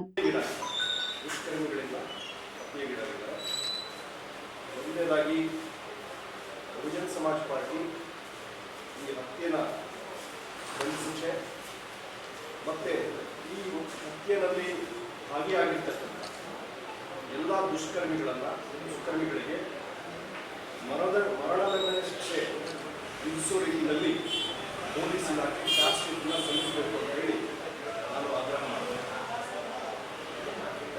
ಮುಖ್ಯವಾಗಿ ರಾಯಚೂರು ಜಿಲ್ಲೆ ಪರಿಶಿಷ್ಟ ವರ್ಗ ಮತ್ತು ಪರಿಶಿಷ್ಟ ಜಾತಿಗಳ ಬಾಹುಳ್ಯ ಇರತಕ್ಕಂಥ ಜಿಲ್ಲೆ ಇದೆ. ರಾಜ್ಯದಲ್ಲಿ ಅತ್ಯಂತ ಹಿಂದುಳಿದಿರ್ತಕ್ಕಂಥ ಜಿಲ್ಲೆಗಳಲ್ಲಿ ಒಂದು. ಇಂಥ ಜಿಲ್ಲೆಯಲ್ಲಿ ಅತ್ಯಂತ ಹಿಂದುಳಿದಿರ್ತಕ್ಕಂಥ ಪರಿಶಿಷ್ಟ ಜಾತಿ ಮತ್ತು ಪರಿಶಿಷ್ಟ ವರ್ಗಗಳ ನಡುವೆ ನಿರಂತರವಾಗಿ ಗಲಭೆಗಳು, ಹಲ್ಲೆ, ಕೊಲೆ ಪ್ರಕರಣಗಳು ನಡೀತಾರೆ. ಸೊ ಇದ್ರ ಬಗ್ಗೆ ಜಿಲ್ಲಾಡಳಿತ, ಪೊಲೀಸ್ ಇಲಾಖೆ ಮತ್ತು ಸಮಾಜ ಕಲ್ಯಾಣ ಇಲಾಖೆ, ಒಟ್ಟಾರೆ ಸರ್ಕಾರ ಪರಿಶಿಷ್ಟ ಜಾತಿ ಮತ್ತು ಪರಿಶಿಷ್ಟ ವರ್ಗಗಳ ನಡುವೆ ನಡೀತಿರ್ತಕ್ಕಂಥ ಸಂಘರ್ಷವನ್ನು ನಿಲ್ಲಿಸಲಿಕ್ಕೆ ಮತ್ತು ಈ ಸಮುದಾಯಗಳ ನಡುವೆ ಶಾಂತಿ ಮತ್ತು ಸೌಹಾರ್ದ, ಬಹಳ ಮುಖ್ಯವಾಗಿ ಸಹೋದರತ್ವವನ್ನು ನಿರ್ಮಾಣ ಮಾಡಲಿಕ್ಕೆ ತುರ್ತಾಗಿ ಕ್ರಮಗಳನ್ನು ಕೈಗೊಳ್ಳಬೇಕು. ಯಾಕೆ ಅಂತ ಹೇಳಿದ್ರೆ SC ಮತ್ತು ST ವರ್ಗಗಳ ನಡುವೆ ನಡೀತಕ್ಕಂಥ ಸಂಘರ್ಷ ಬಹಳ ಅಪಾಯಕಾರಿಯಾಗಿದೆ. ಸೊ ಈ ಸಮುದಾಯಗಳನ್ನು ಬೆಸಿಲಿಲ್ಲ ಅಂತ ಹೇಳಿದ್ರೆ ಈಗಾಗಲೇ ಹಿಂದುಳಿದಿವೆ, ಮತ್ತಷ್ಟು ಉಳಿತಕ್ಕಂಥ ಒಂದು ಪ್ರಕ್ರಿಯೆ ಚಾಲ್ತಿನಲ್ಲಿರುತ್ತೆ. ಹಾಗಾಗಿ ಈ ಹಿಂದೆ ಕೂಡ ಈ ಜಿಲ್ಲೆಯಲ್ಲಿ ಬಹಳ ಮುಖ್ಯವಾಗಿ ಮದಲಾಪುರ ಪ್ರಸಾದ್ ಅಂತಕ್ಕಂಥವ್ರು ಪರಿಶಿಷ್ಟ ಜಾತಿಗೆ ಸೇರಿದಂಥವರು, ಅವರನ್ನು ಕೂಡ ಪರಿಶಿಷ್ಟ ವರ್ಗಕ್ಕೆ ಸೇರಿದಂಥ ಕಿಡಿಗೇಡಿಗಳು ಹತ್ಯೆ ಮಾಡಿರ್ತಕ್ಕಂಥ ಉದಾಹರಣೆ ಇದೆ. ಇದು ಭೂಮಾನಂದ ಎರಡನೇ ಪ್ರಕಾರ. ಇತ್ತೀಚಿನ ದಿನಗಳಲ್ಲಿ ಪ್ರತಿ ಹಳ್ಳಿಗಳಲ್ಲೂ ಒಂದು ಸಂಘರ್ಷಮಯ ವಾತಾವರಣ ನಿರ್ಮಾಣ ಆಗಿದೆ ಅಂತ ಹೇಳಿ ನಮಗೆ ಮಾಹಿತಿ. ಸೊ ಹಾಗಾಗಿ ಸರ್ಕಾರ ತುರ್ತಾಗಿ ಈ ಸಮುದಾಯಗಳ ನಡುವೆ ಸಾಮರಸ್ಯ ಮೂಡಿಸ್ತಕ್ಕಂಥ ಪ್ರಕ್ರಿಯೆಯಲ್ಲಿ ತೊಡ್ಕೊಳ್ಬೇಕು. ಬಹಳ ಮುಖ್ಯವಾಗಿ ಕಾನೂನಾತ್ಮಕ ಅರಿವನ್ನು ಮೂಡಿಸಬೇಕಾಗಿದೆ. ಸಾಮಾಜಿಕ ಮತ್ತು ಕಾನೂನಾತ್ಮಕ ಅರಿವನ್ನು ಈ ಸಮುದಾಯಗಳಿಗೆ ಮೂಡಿಸ್ತಕ್ಕಂಥದ್ದು ತುಂಬ ಅಗತ್ಯ. ಇಲ್ಲಿ ಈ ರೀತಿಯ ಘಟನೆಗಳು ನಿರಂತರವಾಗಿ ನಡೀಲಿಕ್ಕೆ ಬಹಳ ಮುಖ್ಯವಾದಂಥ ಕಾರಣ ಲ್ಯಾಕ್ ಆಫ್ ಎಜುಕೇಶನ್. ಪರಿಶಿಷ್ಟ ಜಾತಿ ಮತ್ತು ಪರಿಶಿಷ್ಟ ವರ್ಗಗಳ ನಡುವೆ ಬಹಳಷ್ಟು ವಿದ್ಯಾವಂತರು ಇಲ್ಲ. ಶೈಕ್ಷಣಿಕವಾಗಿ ಹಿಂದುಳಿದಿರೋದ್ರಿಂದ ಅವ್ರಿಗೆ ಸಾಮಾಜಿಕ ಪ್ರಜ್ಞೆ, ಕಾನೂನಿನ ಅರಿವು ಕೊರತೆ ಇದೆ. ಈ ಶೈಕ್ಷಣಿಕವಾಗಿ ಹಿಂದುಳಿದಿರೋದಕ್ಕೆ ಏನಿದೆ, ಇದರ ಜವಾಬ್ದಾರಿಯನ್ನು ಸರ್ಕಾರವೇ ಹೊರಬೇಕು. ಸ್ವತಂತ್ರ ಬಂದು 80 ವರ್ಷ ಆಗ್ತಾ ಇದೆ. ಆಗಸ್ಟ್ 15 80ನೇ ವರ್ಷಕ್ಕೆ ನಾವು ಕಾಲಿಡ್ತೀವಿ. ಇವತ್ತು ಕೂಡ SC STಗಳು ಅತ್ಯಂತ ಹಿಂದುಳಿದ ಜಾತಿಗಳು ಶೈಕ್ಷಣಿಕವಾಗಿ ಹಿಂದುಳಿದಿದ್ದಾರೆ. ರಾಷ್ಟ್ರೀಯ ಸರಾಸರಿನಲ್ಲಿ ಅವರು ಇನ್ನೂ ಕೂಡ 60% ದಾಟಿಲ್ಲ ಅಂತಂದರೆ ಅದಕ್ಕೆ ಸರ್ಕಾರನೇ ಹೊಣೆ. ಸೊ ಹಾಗಾಗಿ ಪರ್ಟಿಕ್ಯುಲರ್ ಆಗಿ ರಾಯಚೂರು ಲೋಕಸಭಾ ಕ್ಷೇತ್ರವನ್ನು ಪ್ರತಿನಿಧಿಸತಕ್ಕಂಥ ಸಂಸದರು ಮಾನ್ಯ G. ಕುಮಾರ್ ನಾಯಕ್, ನಿಮ್ಮ ಜವಾಬ್ದಾರಿ, ಸಂಸದರ ಜವಾಬ್ದಾರಿ ಬಹಳ ಜಾಸ್ತಿ ಇದೆ ಅಂತ ಹೇಳಿ ಬಯಸ್ತೇನೆ. ಅವರು ಸೀನಿಯರ್ IAS ಆಫೀಸರ್ ಆಗಿದ್ದರು. ಅವರು ಮೈಸೂರು DC ಆಗಿದ್ದಾಗಿದ್ದಲು ನನಗೆ ಅವರ ಪರಿಚಯ ಇದೆ. ಸೊ ಈಗ ನೀವು ಸೀನಿಯರ್ IAS ಆಗಿದ್ರಿ, ರಾಯಚೂರಿನ ಜನ ನಿಮ್ಮನ್ನ ಸಂಸದರನ್ನಾಗಿ ಮಾಡಿದ್ದಾರೆ. ಕರ್ನಾಟಕದಲ್ಲಿ ನಿಮ್ಮದೇ ಕಾಂಗ್ರೆಸ್ ಸರ್ಕಾರ ಇದೆ. ಸೊ ಇಲ್ಲಿ ನೀವೊಬ್ಬ ಇಲ್ಲಿ ಎಜುಕೇಟೆಡ್ ಆಗಿರೋದ್ರಿಂದ ಈ ಸಮುದಾಯಗಳ ಸಾಮಾಜಿಕ ಶೈಕ್ಷಣಿಕ ಹಿನ್ನೆಲೆ ನಿಮಗೆ ಚೆನ್ನಾಗಿ ಗೊತ್ತಿದೆ. ಸೊ ತುರ್ತಾಗಿ ನೀವು ಇಲ್ಲಿರ್ತಕ್ಕಂಥ ಶಾಸಕರುಗಳು, ಸುಮಾರು 4 ಜನ ST ಶಾಸಕರುಗಳ ಆಯ್ಕೆ ಆಗ್ತಾರೆ. ಈ ಶಾಸಕರನ್ನು ಒಳಗೊಂಡಂತೆ, ಪರಿಶಿಷ್ಟ ಜಾತಿಯ ಶಾಸಕರನ್ನು ಒಳಗೊಂಡಂತೆ, ಇತರೆ ವರ್ಗದ ಶಾಸಕರನ್ನು ಒಳಗೊಂಡಂತೆ ಇಲ್ಲಿರ್ತಕ್ಕಂಥ ಜನಪ್ರತಿನಿಧಿಗಳು ಸರ್ಕಾರದ ಸಹಭಾಗಿತ್ವದಲ್ಲಿ ಇವರನ್ನ ಶೈಕ್ಷಣಿಕವಾಗಿ, ಸಾಮಾಜಿಕವಾಗಿ ಮುಂದುವರಿತಕ್ಕಂಥ ಪ್ರಕ್ರಿಯೆಯಲ್ಲಿ ನೀವು ಹೆಚ್ಚಿನ ಗಮನವನ್ನು ಕೊಡಬೇಕಾಗಿದೆ. ಅದರ್ವೈಸ್ ಇಲ್ಲಿರ್ತಕ್ಕಂಥ ಏನು ಈ ಪ್ರಕ್ರಿಯೆ ಅಥವಾ ಈ ಹಿಂದುಳಿದಿರುವಿಕೆ ಮತ್ತು ಈ ರೀತಿಯಾದಂಥ ಕೃತ್ಯಗಳು ನಿರಂತರವಾಗಿ ಮುಂದುವರಿತಕ್ಕಂಥ ಸಾಧ್ಯತೆ ಇದೆ. ಹಾಗಾಗಿ ಜಿಲ್ಲಾ ಉಸ್ತುವಾರಿಯಾಗಿ ಕೆಲವು ಮಾಧ್ಯಮಗಳಲ್ಲಿ ಜಿಲ್ಲಾಧ್ಯಕ್ಷರು ಅಂತ ತಪ್ಪಾಗಿ ಬಂದಿದೆ. ನಮ್ಮ ಪಕ್ಷದ ಜಿಲ್ಲಾಧ್ಯಕ್ಷರಾಗಿ ಜೈಬೀಮ್ ಅವರು ಕಳೆದ 2-3 ವರ್ಷಗಳಿಂದ ಕಾರ್ಯನಿರ್ವಹಿಸ್ತಾ ಇದ್ದಾರೆ. ಸೊ ಹಾಗಾಗಿ ಜಿಲ್ಲಾ ಉಸ್ತುವಾರಿಗಳಾಗಿದ್ದಂತಹ ಭೂಮಾನಂದ ಅವರ ಕುಟುಂಬಕ್ಕೆ ಕನಿಷ್ಠ 50 ಲಕ್ಷ ಪರಿಹಾರವನ್ನು ಸರ್ಕಾರ ಘೋಷಣೆ ಮಾಡಿದೆ. ಮತ್ತೆ ಭೂಮಾನಂದ ಕುಟುಂಬಕ್ಕೆ 5 ಎಕರೆ ಜಮೀನನ್ನು ಮಂಜೂರು ಮಾಡಿಕೊಟ್ಟು ಆ ಕುಟುಂಬದ ಆರ್ಥಿಕ ಭದ್ರತೆಗೋಸ್ಕರ. ಮತ್ತು ಇದೆ ಬಹಳಷ್ಟು ಕೇಸ್ಗಳಲ್ಲಿ ಸರ್ಕಾರಿ ಜಮೀನನ್ನು ಕೊಟ್ಟಿಲ್ಲ, ಬೇರೆ ಬೇರೆ ದೌರ್ಜನ್ಯ ಪ್ರಕರಣಗಳು. ಸೊ ಹಾಗಾಗಿ ಈ ಭೂಮಾನಂದ ಅವರ ಮಡದಿ PUC ವರೆಗೆ ವಿದ್ಯಾಭ್ಯಾಸ ಮಾಡಿದ್ದಾರೆ ದೂರಮ್ಮ. ಸೊ ಅವ್ರಿಗೆ ಕನಿಷ್ಠ ಒಂದು ಸರ್ಕಾರಿ ಉದ್ಯೋಗವನ್ನು ಕೊಡಬೇಕು. ಮತ್ತೆ ಇಡೀ ಜಿಲ್ಲೆಯಾದ್ಯಂತ ಪರಿಶಿಷ್ಟ ವರ್ಗದ ಜನರನ್ನ ಪರಿಶಿಷ್ಟ ಜಾತಿಯವರ ಮೇಲೆ ಎತ್ಕೊಳ್ತಕ್ಕಂಥ ಹಲ್ಲೆ, ಕೊಲೆ, ಸುಲಿಗೆಗೆ ಪ್ರೇರಣೆ ಕೊಡ್ತಕ್ಕಂಥ ಸಮಾಜಘಾತಕ ಶಕ್ತಿಗಳನ್ನು ಪೊಲೀಸ್ ಇಲಾಖೆ ಕುರಿತಾಗಿ ಐಡೆಂಟಿಫೈ ಮಾಡಿದೆ. ಎಲ್ಲ ಪೊಲೀಸ್ ಠಾಣೆಗಳ ವ್ಯಾಪ್ತಿನಲ್ಲಿ ಯಾರ್ಯಾರು ಸಮಾಜಘಾತಕ ಶಕ್ತಿಗಳಿವೆ ಅಂತ ಗೊತ್ತಿದೆ.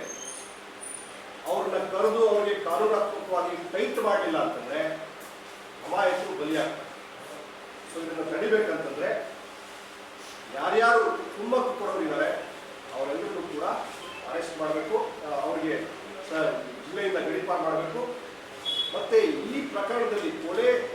ಈ ಸಂದರ್ಭದಲ್ಲಿ ರಾಜ್ಯ ಕಾರ್ಯದರ್ಶಿಗಳಾದ ಬಸವರಾಜ್ ಭಂಡಾರಿ, ಹನುಮಂತಪ್ಪ ವಕೀಲ್, ಜಿಲ್ಲಾಧ್ಯಕ್ಷ ಜೈಭೀಮ್, ಉಸ್ತುವಾರಿ ಬುಡ್ಡಪ್ಪ, ವೈ ನರಸಪ್ಪ, ರತ್ನಾಕರ್, ಯೇಸು ಕಮಲದಿನ್ನಿ, ವೆಂಕನಗೌಡ, ಹನುಮಂತಪ್ಪ ನಾಯಕ, ನರೇಂದ್ರ ಆರ್ಯ ಉಪಸ್ಥಿತರಿದ್ದರು. ಜಿಲ್ಲಾ ಬ್ಯಾಡ್ಮಿಂಟನ್ ಅಸೋಸಿಯೇಷನ್ ಇಂದ ಪ್ರಥಮ ಬಾರಿಗೆ ಪ್ರೀಮಿಯರ್ ಲೀಗ್ ಪಂದ್ಯಗಳನ್ನು ಆಗಸ್ಟ್ 8 ಮತ್ತು 9ರಂದು ಜಿಲ್ಲಾ ಬ್ಯಾಡ್ಮಿಂಟನ್ ಕ್ರೀಡಾಂಗಣದಲ್ಲಿ ಆಯೋಜಿಸಲಾಗಿದೆ ಎಂದು ಜಿಲ್ಲಾ ಬ್ಯಾಡ್ಮಿಂಟನ್ ಅಸೋಸಿಯೇಷನ್ ಅಧ್ಯಕ್ಷ ಬೆಲ್ಲಂ ಕಿರಣ್ ಹೇಳಿದರು. ಅವರಿಂದು ಮಾಧ್ಯಮಗೋಷ್ಠಿ ಉದ್ದೇಶಿಸಿ ಮಾತನಾಡಿ, ಐಪಿಎಲ್ ಮಾದರಿಯಲ್ಲಿ ಕ್ರೀಡಾಪಟುಗಳನ್ನು ಹರಾಜು ಪ್ರಕ್ರಿಯೆ ನಡೆಸಿ 8 ತಂಡಗಳನ್ನು ರಚಿಸಲಾಗಿದೆ. ಒಟ್ಟು 156 ಕ್ರೀಡಾಪಟುಗಳ ಹೆಸರು ನೋಂದಾಯಿಸಿಕೊಂಡಿದ್ದಾರೆ. ಜುಲೈ 26ರಂದು ನಡೆದ ಹರಾಜು ಪ್ರಕ್ರಿಯೆಯಲ್ಲಿ 8 ತಂಡಗಳು ಆಯ್ಕೆ ಮಾಡಲಾಗಿದೆ. Bulls, Panthers, Cheetah, Lions, Eagles, Tigers, Rhinos, Cobras ತಂಡಗಳೆಂದು ಹೆಸರಿಸಲಾಗಿದೆ. ವಿಜೇತ ತಂಡಕ್ಕೆ 1 ಲಕ್ಷ ರೂಪಾಯಿ ನಗದು ಬಹುಮಾನ, ರನ್ನರ್ಸ್ ತಂಡಕ್ಕೆ 50,000 ರೂಪಾಯಿ ನಗದು ಹಣ ಹಾಗೂ ಇತರೆ ಕ್ರೀಡಾಪಟುಗಳಿಗೆ ಟ್ರೋಫಿ ವಿತರಿಸಲಾಗುತ್ತದೆ. ಉಪಹಾರ, ಊಟದ ವ್ಯವಸ್ಥೆಯನ್ನು ಸಹ ಮಾಡಲಾಗಿದೆ. 20 ಪಾಯಿಂಟ್ಗಳ ಮೇಲೆ ಪಂದ್ಯ ನಡೆಯಲಿದೆ.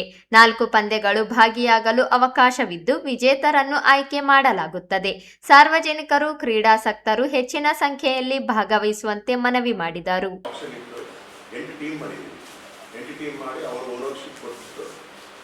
ಆಪ್ಷನ್ ಎಲ್ಲ ಪ್ಲೇಯರ್ಸ್ ಫೋಟೋಗಳು ಹಾಕ್ಬಿಟ್ಟು LCD ಪ್ರೊಜೆಕ್ಟ್ರಲ್ಲಿ ಸೊ ಅವ್ರು 8 lakhs ಪಾಯಿಂಟ್ಸ್ ಕೊಟ್ಟಿರ್ತೀವಿ. ಸೊ ಆ 8 lakhs ಒಳಗೆ ಪ್ಲೇಯರ್ಸ್ನ 19 ಜನ ತಗೋಬೋದು. ಒಂದೊಂದು ಟೀಮಲ್ಲಿ 19 ಜನ ಇರ್ತಾರೆ. ಸೊ ಈಗ ಈ ಶನಿವಾರ, ಐತವಾರ ಇನಾಗ್ರೇಷನ್ ಶನಿವಾರ ಇದೆ, ಕ್ಲೋಸಿಂಗ್ ಸೆರೆಮನಿ ಸಂಡೇ ಇದೆ. ಸೊ ಟೋಟಲ್ ನಮ್ಗೆ ಎಂಟ್ರೀಸ್ ಬಂದಿದ್ದು 156 ಆಡೋರಿಗೆ, ಪಾರ್ಟಿಸಿಪೇಟ್ ಮಾಡೋರಿಗೆ. ಈ ಒಂದು ಪ್ಲೇಯರ್ಸ್ 153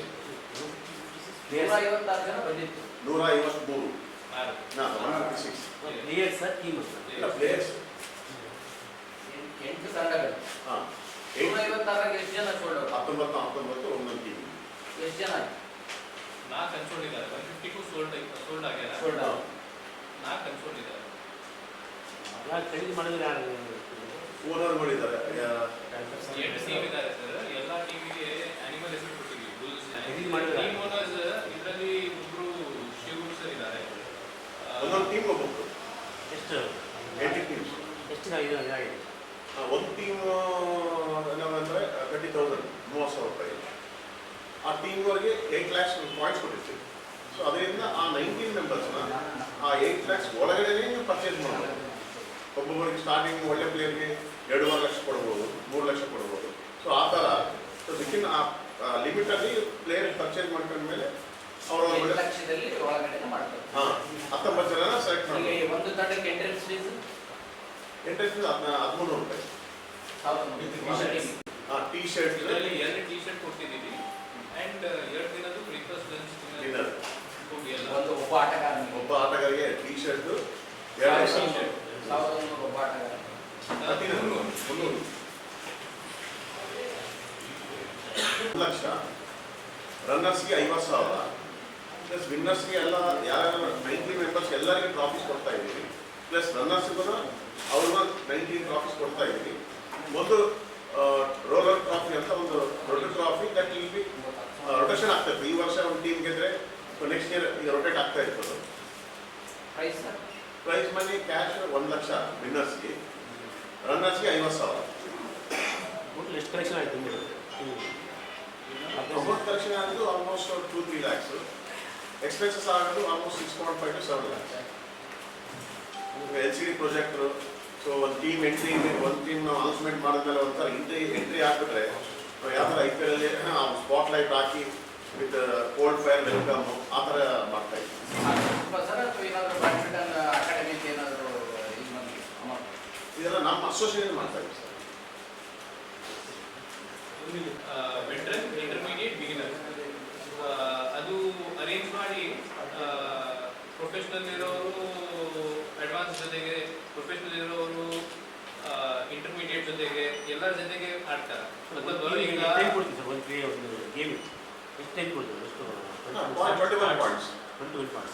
21 ಪಾಯಿಂಟ್ಸ್ ಅಲ್ಲಿ ಯಾರು ಬೇಗ ಬರ್ತಾರೆ ಅವ್ರು ಒಂದು ಟೀಮ್ ಗೆದ್ರೆ ಈವನ್ 20 ಪಾಯಿಂಟ್ಸ್ ಒಂದು ಟೀಮ್. ಸೊ ಒಂದು ಮ್ಯಾಚ್ ಗೆದ್ರೆ 20 ಪಾಯಿಂಟ್. ಟೋಟಲ್ 8 ಮ್ಯಾಚ್ ಡಬಲ್ಸ್ ಇರ್ತದೆ, ಒಂದು ಟ್ರಿಬಲ್ಸ್ ಇರ್ತದೆ, ಒಂದು 6 ಟೀಮ್ ಅಂದ್ರೆ 6 ಪ್ಲೇಯರ್ಸ್ ಆಡ್ತಾರೆ ಒಂದು ಅದು. ಸೊ ಒಂದು ಡಬಲ್ಸ್ಗೆ 20 ಪಾಯಿಂಟು. ಸೊ 20 ಅಂದರೆ 8 ಟೀಮ್ಗೆ 160 100 ಓವರ್ 160. ಈ ಟ್ರಿಬಲ್ಸ್ಗೆ 6 ಮ್ಯಾಚಸ್ 30. ಸೊ ಹೈಯೆಸ್ಟ್ ಯಾರು ನಿಮಗೆ ಪಾಯಿಂಟ್ಸ್ ಬರ್ತಾರೆ, ಸೊ ಒಂದೊಂದು ಟೀಮ್ 4 ಟೀಮ್ ಇದಕ್ಕೆ ಆಡ್ತಾರೆ. ಸೊ ಹೈಯೆಸ್ಟ್ ಪಾಯಿಂಟ್ಸ್ ಯಾರು ಬರ್ತಾರೆ first second they will be coming for the finals.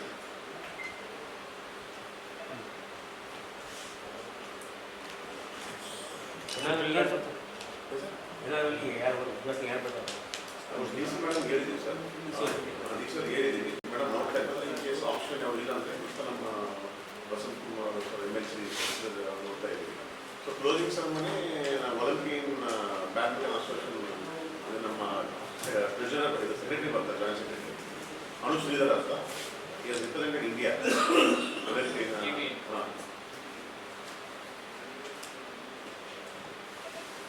ಈ ಸಂದರ್ಭದಲ್ಲಿ ಅಸೋಸಿಯೇಷನ್ ಉಪಾಧ್ಯಕ್ಷ ತಾಯಣ್ಣ ಗೌಡ, ಚೇತನ್ ದೋಕಾ, ಅರ್ಜುನ್, ರಾಮಣ್ಣ ಇದ್ದರು.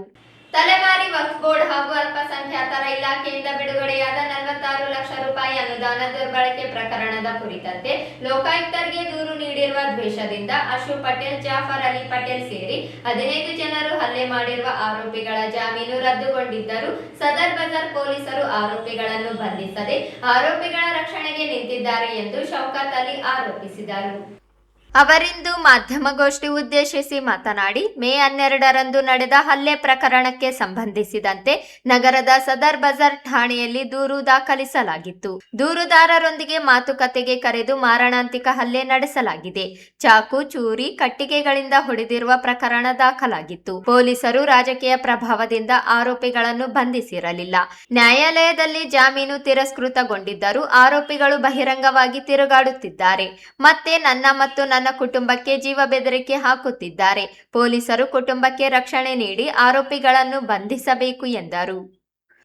ದೂರುದಾರ ವಲಿಯುದ್ದೀನ್ ಮಾತನಾಡಿ, ವಕ್ಫ್ ಬೋರ್ಡ್ನಿಂದ 26 ಲಕ್ಷ ರೂಪಾಯಿ, ಅಲ್ಪಸಂಖ್ಯಾತರ ಇಲಾಖೆಯಿಂದ 15 ಲಕ್ಷ ರೂಪಾಯಿ 26/2017ರಲ್ಲಿ ಮಂಜೂರಾಗಿದ್ದರೂ ಯಾವುದೇ ಕಾಮಗಾರಿ ನಿರ್ವಹಿಸದೆ ದುರ್ಬಳಕೆ ಮಾಡಿಕೊಂಡಿದ್ದಾರೆ. ಈ ಕುರಿತು ಲೋಕಾಯುಕ್ತರಿಗೆ ದೂರು ನೀಡಿದ್ದರಿಂದ ಪರಿಶೀಲನೆ ನಡೆಸಿ ಹಣ ದುರ್ಬಳಕೆ ಆರೋಪ ಸಾಬೀತಾಗಿದೆ. ಯಾವುದೇ ಕಾಮಗಾರಿ ನಿರ್ವಹಿಸದೇ ಇರುವುದು ಬೆಳಕಿಗೆ ಬಂದಿದೆ. ಎಲ್ಲಿ ಕಾನೂನು ಕ್ರಮವಾಗುತ್ತದೆಯೋ ಎಂಬ ಭಯದಿಂದ ಮಾತುಕತೆ ಮಾಡುವುದಾಗಿ ಹೇಳಿ ಹಲ್ಲೆ ಮಾಡಿದ್ದಾರೆ. ರಾಜಕೀಯ ಪ್ರಭಾವ ಬಳಸಿ ಪ್ರಕರಣ ಮುಚ್ಚಿ ಹಾಕಲು ಪ್ರಯತ್ನಿಸುತ್ತಿದ್ದಾರೆ. ಕೂಡಲೇ ಆರೋಪಿಗಳನ್ನು ಬಂಧಿಸಬೇಕು, ದೂರುದಾರರಿಗೆ ರಕ್ಷಣೆ ಒದಗಿಸಬೇಕೆಂದರು.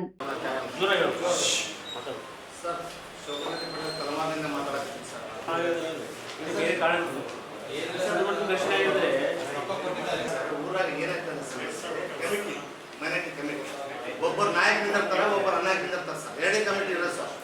ಅನಾಯಕ ಅಂತ ನಾವು ಕೇಳಿದ್ರೆ ವರ್ಷ ಮಾತಾಡಿದ್ರು. ನಾವು ತಿಂಗಳಾಗಿ ಬಂದಿರ್ತಾರೆ ಟೋಟಲ್ ಅಮೌಂಟ್ ಕೇಳಿದ ತಪ್ಪಿಗೆ ಇಷ್ಟ ಆಗಿತ್ತು.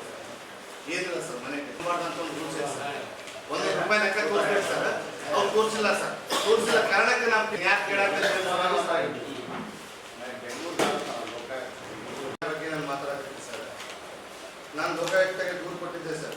ಲೋಕಾಯುಕ್ತ ದೂರು ಕೊಟ್ಟಿದ್ದೇನೆ, ಕಾಂಪ್ರಮೈಸ್ ಅಂತ ಹೇಳಿ ಸಿಕ್ಕಿದ್ರು ಸರ್. ಸಿಕ್ಕಿದ ಮೇಲೆ ಕಾಂಪ್ರಮೈಸ್ ಅಂತ ಕರೆದ್ರು ಸರ್. ಕಾಂಪ್ರಮೈಸ್ ಅಂತ ಕರೆದಿದ್ಮೇಲೆ ಅವರು ರಾಜಿ ಹಾಕಿ ಚಾಕುಗಳು ಹಾಕಿದ್ರು ಸರ್. ಯಾರು? ಅಶೋಕ್ ಪಟೇಲ್ ಟೀಮ್, ಅಶೋಕ್ ಪಟೇಲ್ ನಿಜಾಮ್, ಅವರು ಜಾಫರ್ ಅಲಿ, ಇರ್ಷಾದ್, ಸಾಜಿದ್, ಇರ್ಫಾನ್, ಇಮ್ರಾನ್, ಒಂದು 15 ಜನ ಸರ್ ಟೋಟಲ್. FR ಆಗಿತ್ತು ಸರ್, FR ಕಾಪಿನೂ ಆಗಿದೆ ಸರ್. ಆದರೆ ನಮಗೆ ಬೇಲ್ ಆಗಿದೆ ಸರ್, ಅವ್ರಿಗೆ ಬೇಲ್ ಆಗಿಲ್ಲ ಸರ್, ರಿಜೆಕ್ಟ್ ಆಗಿದೆ ಸರ್. ರಿಜೆಕ್ಟ್ ಆದರೆ ಸದ್ಯ ಅವರು ರಾಜವಂಶದಿಂದ ತರಕತ್ತಾರೆ ಸರ್. ನಾವು ಇಲ್ಲಿ ಥರ ಕೊಟ್ಟಿಲ್ಲ, ಈಗ ನೆಕ್ಸ್ಟ್ ನೀವು ಕಾಂಪ್ರಮೈಸ್ ಆದರೆ ಒಳ್ಳೇದಾಗ್ತದೆ, ಇಲ್ಲಾಂದ್ರೆ ನಾವು ಬಂತೀವಿ ನಿಮಗೆ. ನಿಮ್ಮ ಜಗಳದ ಕಾರಣ ಏನು? ಲೋಕಾಯುಕ್ತ ದೂರ ಕೊಟ್ಟಿದ್ದು ಸರ್. ಯಾರ ಮೇಲೆ? ಅವ್ರ ಮೇಲೆ.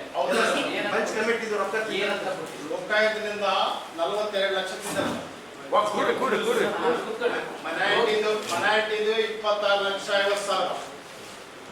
ಇಲ್ಲ ಒಗ್ಬಡ್ದು 26,50,000 ಮತ್ತೆ ಮೆನಾಟಿದು 26 ಲಕ್ಷ. ಫಸ್ಟ್ ಟೈಮ್ 26 ಲಕ್ಷದ 50,000 ಸರ್ ತಿಂದಿದ್ದು. ಮೈನಾರಿಟಿ ಒಗ್ಗೂಡಿನ ರೊಕ್ಕ ಸರ್. ಮೆನಾಟಿದು 15 ಲಕ್ಷ.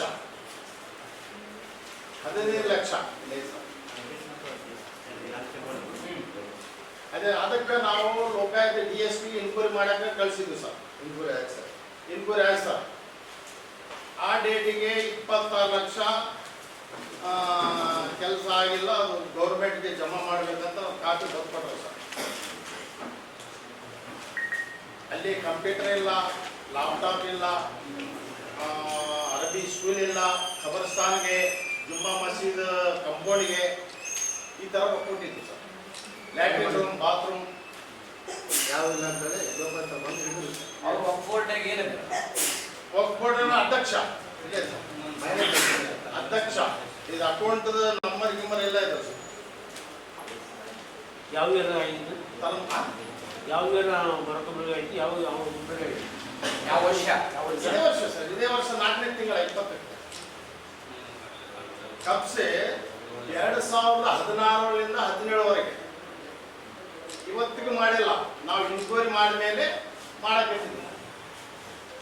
16, 17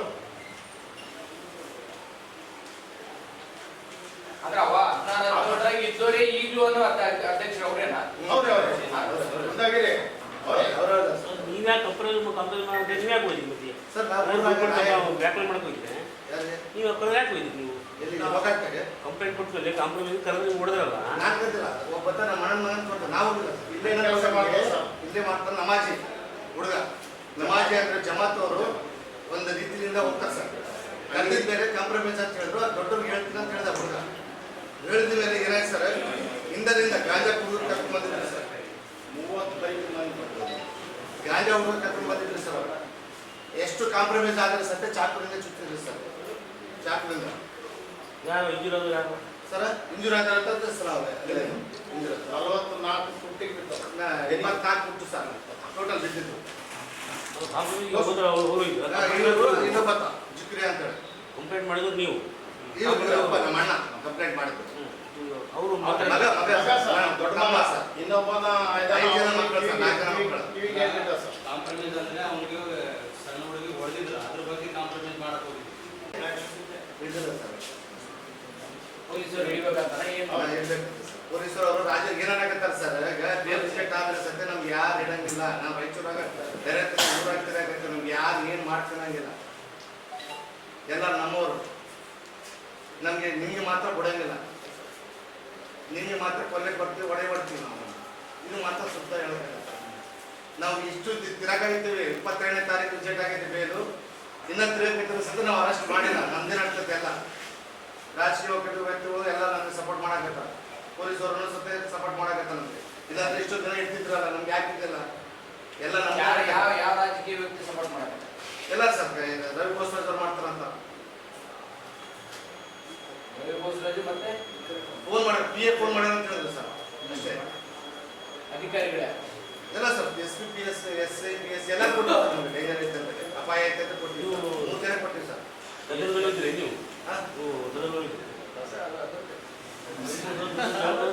ಇಲ್ಲ ಸರ್ ನಾನು ಹೋಗ್ತೀನಿ ಸರ್. ಗದ್ದಲ್ ಸಾಕು ಮನೆಯಿಂದ ಸ್ವಲ್ಪ ತ್ರಾಸ ಆಯ್ತು. ಕೇಸ್ನಿಂದ ಈ ಕಾಮಗಾರಿಗೆ ಆಗಿಲ್ಲ ಅಂತ ಹೇಳಿ ನಾವು ದೂರು ಕೊಟ್ಟಿದ್ದೀವಿ. ನ್ಯಾಯವಾದಿ ಅಮರೇಶ್ ಮಾತನಾಡಿ, ಪ್ರಕರಣದಲ್ಲಿ ಹಲ್ಲೆ ಮಾಡಿದ ಆರೋಪಿಗಳಿಗೆ ನ್ಯಾಯಾಲಯ ಜಾಮೀನು ತಿರಸ್ಕರಿಸಿ 15 ದಿನ ಕಳೆಯುತ್ತಿದ್ದರೂ ಪೊಲೀಸರು ಆರೋಪಿಗಳನ್ನು ಬಂಧಿಸದೇ ಇರುವುದು ಶಾಮೀಲಾಗಿದ್ದಾರೆ ಎಂಬುದು ಸ್ಪಷ್ಟವಾಗುತ್ತಿದೆ ಎಂದು ಹೇಳಿದರು. ಪ್ರಕರಣದಲ್ಲಿ ರಾಯಚೂರು ನ್ಯಾಯಾಲಯದಲ್ಲಿ ಇದು ಬೇಲ್ ರಿಜೆಕ್ಟ್ ಆಗಿದೆ. ಅವರು 12 ಜನಕ್ಕೆ ಅರೆಸ್ಟ್ ಮಾಡಿಲ್ಲ. ಅವರು ರಾಜ್ಯರೋಷ ತಿರುಗಾಡ್ತಾ ಇದ್ದಾರೆ. ಪೊಲೀಸರು ಏನಾದರೂ ಶಾಮೀಲಿದ್ದಾರೆ, ಅವರಿಗೆ ದುಡ್ಡು ತಿಂದಿದ್ದಾರೆ, ಅವ್ರಿಗೆ ಅರೆಸ್ಟ್ ಮಾಡಬೇಕು. 307 ಮರ್ಡರ್ ಕೇಸ್ನಲ್ಲಿ ಅಟೆಂಪ್ಟ್ ಫಾರ್ ಮರ್ಡರ್ ಆಗಿದೆ. ಅವ್ರಿಗೆ 307 ರಿಜೆಕ್ಟ್ ಮಾಡಿಲ್ಲ, ಚಾಕು ಹಾಕಿದ್ದಾರೆ. ಎವಿಡೆನ್ಸ್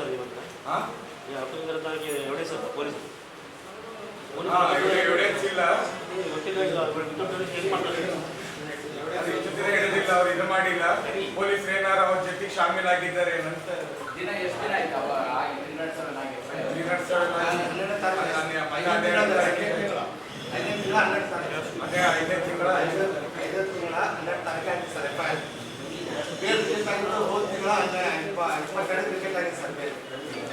3 ಜನಕ್ಕೆ ಬೇಲ್ ಆಗಿದೆ, ಇನ್ನು 12 ಜನಕ್ಕೆ ಆಗಿಲ್ಲ. ಅವ್ರಿಗೆ ಏನಾಗಲಿ ಅರೆಸ್ಟ್ ಮಾಡಿ ಅವ್ರಿಗೆ ಒಳಗಡೆ ಹಾಕ್ಬೇಕು. ಅವ್ರು ರಾಜ್ಯರೋಷ ತಿರುಗಾಡ್ತಾ ಇದ್ದಾರೆ, ಯಾರು ಏನು ಮಾಡ್ತಾರಂತ. ಅದಕ್ಕೆ ಅವರಿಗೆ ಶಿಕ್ಷೆ ಕೊಡ್ಬೇಕಂತ. ಈ ಸಂದರ್ಭದಲ್ಲಿ ಸನಾವುಲ್ಲಾ, ಅಮರೇಶ ಶೆಟ್ಟಿ, ನಯೀಂ, MD ಕಿಬ್ರಿಯಾ ಸೇರಿ ಇತರರಿದ್ದರು.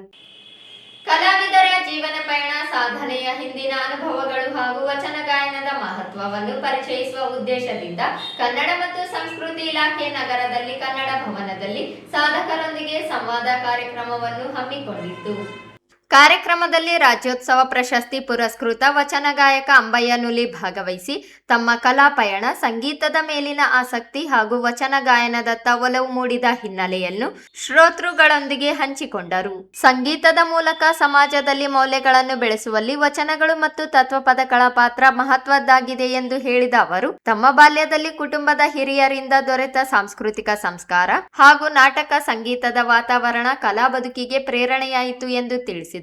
ಸಂವಾದದಲ್ಲಿ ಭಾಗವಹಿಸಿದ್ದ ಕಲಾಸಕ್ತರು ಹಾಗೂ ವಿದ್ಯಾರ್ಥಿಗಳು ಅಂಬಯ್ಯ ನುಲಿ ಅವರೊಂದಿಗೆ ವಿವಿಧ ಪ್ರಶ್ನೋತ್ತರ ನಡೆಸಿದರು. ಅವರು ತಮ್ಮ ಅನುಭವಗಳು, ಕಲಾ ಜೀವನದಲ್ಲಿನ ಸವಾಲುಗಳು ಹಾಗೂ ಯುವ ಕಲಾವಿದರಿಗೆ ಅಗತ್ಯವಾದ ಮಾರ್ಗದರ್ಶನ ಕುರಿತು ವಿವರಿಸಿದರು.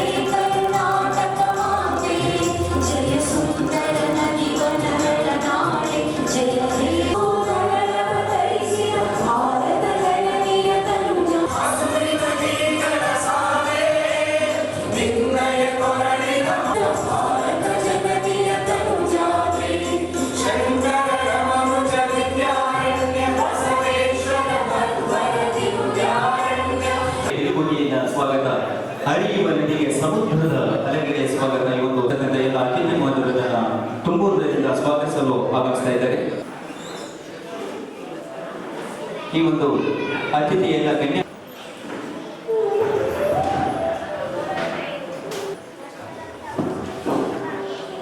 ಸಾಧಕರೊಂದಿಗೆ ಸಂವಾದ. ಈ ಕಾರ್ಯಕ್ರಮದ ಮುಖ್ಯ ಉದ್ದೇಶ ಕನ್ನಡ ಮತ್ತು ಸಂಸ್ಕೃತಿ ಇಲಾಖೆ ಇದ್ರ ಮೂಲಕ ಸಿಗುತ್ತೆ. ಅದೇ ರೀತಿಯಾಗಿ ಎಲ್ಲಾ ಕಲಾವಿದರಿಗೂ ಮತ್ತು ಇನ್ನು ಬೆಳೆಯುತ್ತಿರುವ ರಾಯಚೂರು ಜಿಲ್ಲೆಯ ಹೆಸರಾಂತ ಗಾಯಕರು, ವಚನ ಸಂಗೀತಗಾರರು, ಹಿರಿಯ ಕಲಾವಿದರು, ರಾಜ್ಯೋತ್ಸವ ಪ್ರಶಸ್ತಿ ಪುರಸ್ಕೃತರು ಆದ ಶ್ರೀ ಅಂಬಯ್ಯ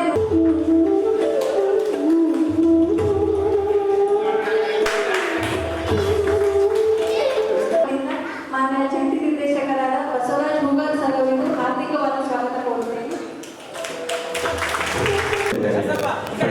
ಶರಣರು, ದಾಸರು, ಸುಳ್ಳಿ ಸಂತನನ್ನಾಡುವ ನಾಡು, ಕೃಷ್ಣ ತುಂಗ ನದಿಯ ಪ್ರದೇಶ, ಭದ್ರದ ಕಲಿಷ್ಠದಿಂದ ಹೆಸರುವಾಸಿಯಲ್ಲಿ ಈ ಒಂದು ಕನ್ನಡ ಮತ್ತು ಸಂಸ್ಕೃತಿ ಇಲಾಖೆ ಮಡಿಕೆಯ ಮಾಡುವುದೇ ಮೊನ್ನೆ ಮೊದಲು, ತೊಡಿಗೆಯ ಮಾಡುವುದೇ ಮೊನ್ನೆ ಮೊದಲು, ಶಿಕ್ಷಣ ಪಡೆಯಲು ಗುರುಪದವೇ ಮೊದಲು.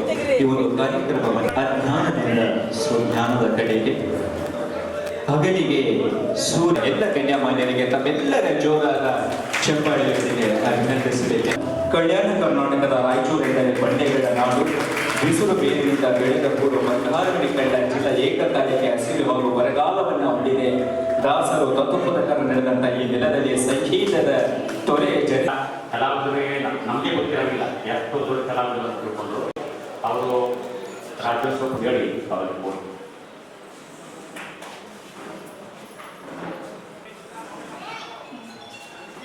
ಮೊದಲನೇದಾಗಿ ಪಕ್ಕದಲ್ಲಿ 1.5 ಕಿಲೋಮೀಟರ್ನಲ್ಲಿದೆ ಹೊಸೂರು ಅಂತ. ಆ ಹೊಸೂರಿನಲ್ಲಿ ನಾನು ಅಲ್ಲೇ ಹುಟ್ಟಿ ಬೆಳೆದೆ. ಪ್ರಾಥಮಿಕ ಶಿಕ್ಷಣವೂ ಅಲ್ಲೇ ಆಯಿತು. ಮೂಲತಃ ನನ್ನ ತಾತ ಮಾದೇವಪ್ಪ ತಾತ ಆತ ತತ್ವಪದಗಳನ್ನು ಹಾಕ್ತಾ ಇದ್ದಾರೆ. ಅವರು ಯಾವತ್ತು ಕಾವ್ಯಧಾರೆಗಳವರು. ಅವ್ರು ನೋಡಿದ್ರೆ ಶಿವನಾಶಿ ನೋಡಿದಂಗೆ ಆಗ್ತಿತ್ತು. ನಮ್ಮ ಮನೆ ಅಂಗಳವೇ ನಮಗೆ ಅನುಭವ ಮಂಟಪ ಇದ್ದಂಗೆ. ಯಾಕಂದರೆ ನಾನು ಪರಿಶಿಷ್ಟ ಜಾತಿಯಿಂದ ಹುಟ್ಟಿದವನು. ನಮ್ಮ ಈ ಜನಾಂಗದ ಜನಗಳನ್ನೆಲ್ಲ ಅಂಗದಲ್ಲೇ ಕೂಡಿಸಿ ಅವಿದ್ಯಾವಂತರು ಅವರೆಲ್ಲ ಕೂಡಿಸಿ ತತ್ವಪದಗಳನ್ನು ಹೇಳ್ತಾ ಇದ್ರು. ಬಸವ ಶರಣ ಚರಿತಾಮೃತ ಶರಣಲೀಲಾಮೃತಗಳ ಬಸವಣ್ಣನವರ ಚರಿತ್ರೆಯನ್ನು ಹೇಳಿ ಅದನ್ನು ಮನನ ಮಾಡ್ತಾ ಇದ್ರು ನಮ್ಮ ಜನಕ್ಕೆ. ನಮ್ಮ ತಾತ ಭಾಳ ಸುಶ್ರಾವ್ಯವಾಗಿ ಹಾಡ್ತಾ ಇದ್ರು.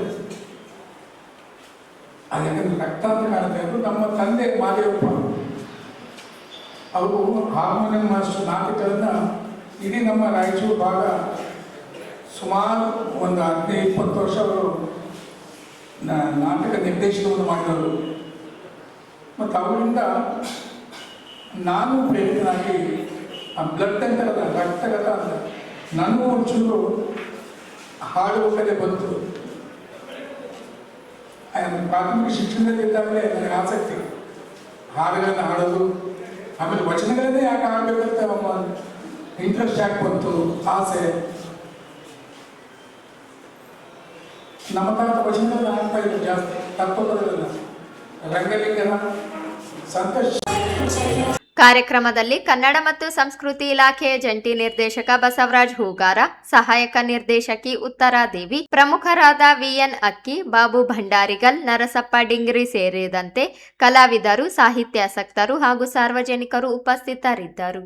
ಕೆಪಿಎಸ್ಸಿಯಲ್ಲಿನ ನೇಮಕಾತಿ ಅಕ್ರಮಗಳನ್ನು ನ್ಯಾಯಾಂಗ ತನಿಖೆಗೆ ಒಳಪಡಿಸಿ ಭ್ರಷ್ಟಾಚಾರ ಮುಕ್ತ ಹಾಗೂ ಪಾರದರ್ಶಕ ನೇಮಕಾತಿ ವ್ಯವಸ್ಥೆ ಜಾರಿಗೆ ತರಬೇಕು ಎಂದು ಆಗ್ರಹಿಸಿ all India democratic youth organisation ಹಾಗೂ ಉದ್ಯೋಗಾಕಾಂಕ್ಷಿಗಳ ಹೋರಾಟ ಸಮಿತಿ ನೇತೃತ್ವದಲ್ಲಿ ಗುರುವಾರ ಪ್ರತಿಭಟನೆ ನಡೆಸಿ ಜಿಲ್ಲಾಡಳಿತದ ಮೂಲಕ ಮುಖ್ಯಮಂತ್ರಿಯವರಿಗೆ ಮನವಿ ಸಲ್ಲಿಸಲಾಯಿತು.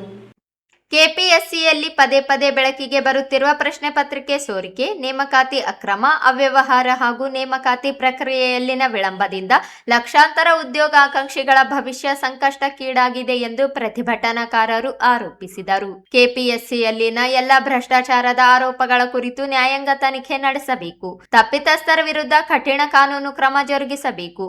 ಕೆಪಿಎಸ್ಸಿ ಅಧ್ಯಕ್ಷರು ಹಾಗೂ ಸದಸ್ಯರ ಆಯ್ಕೆಯಲ್ಲಿ ವಿಷಯ ತಜ್ಞರಿಗೆ ಆದ್ಯತೆ ನೀಡಬೇಕು. ನೇಮಕಾತಿ ಪ್ರಕ್ರಿಯೆಯನ್ನು ಸಂಪೂರ್ಣ ಪಾರದರ್ಶಕ, ಸಮಯಬದ್ಧ ಹಾಗೂ ಭ್ರಷ್ಟಾಚಾರ ಮುಕ್ತವಾಗಿ ನಡೆಸಬೇಕು ಎಂದು ಒತ್ತಾಯಿಸಿದರು. ಪಿಸಿ ಹೋಟಾ ಸಮಿತಿಯ ಶಿಫಾರಸುಗಳನ್ನು ಕೂಡಲೇ ಜಾರಿಗೊಳಿಸಿ ಉದ್ಯೋಗಾಕಾಂಕ್ಷಿಗಳ ಹಿತಾಸಕ್ತಿಯನ್ನು ರಕ್ಷಿಸಬೇಕು. ವಿವಿಧ ಇಲಾಖೆಗಳ ಖಾಲಿ ಹುದ್ದೆಗಳನ್ನು ತ್ವರಿತವಾಗಿ ಭರ್ತಿ ಮಾಡಬೇಕು.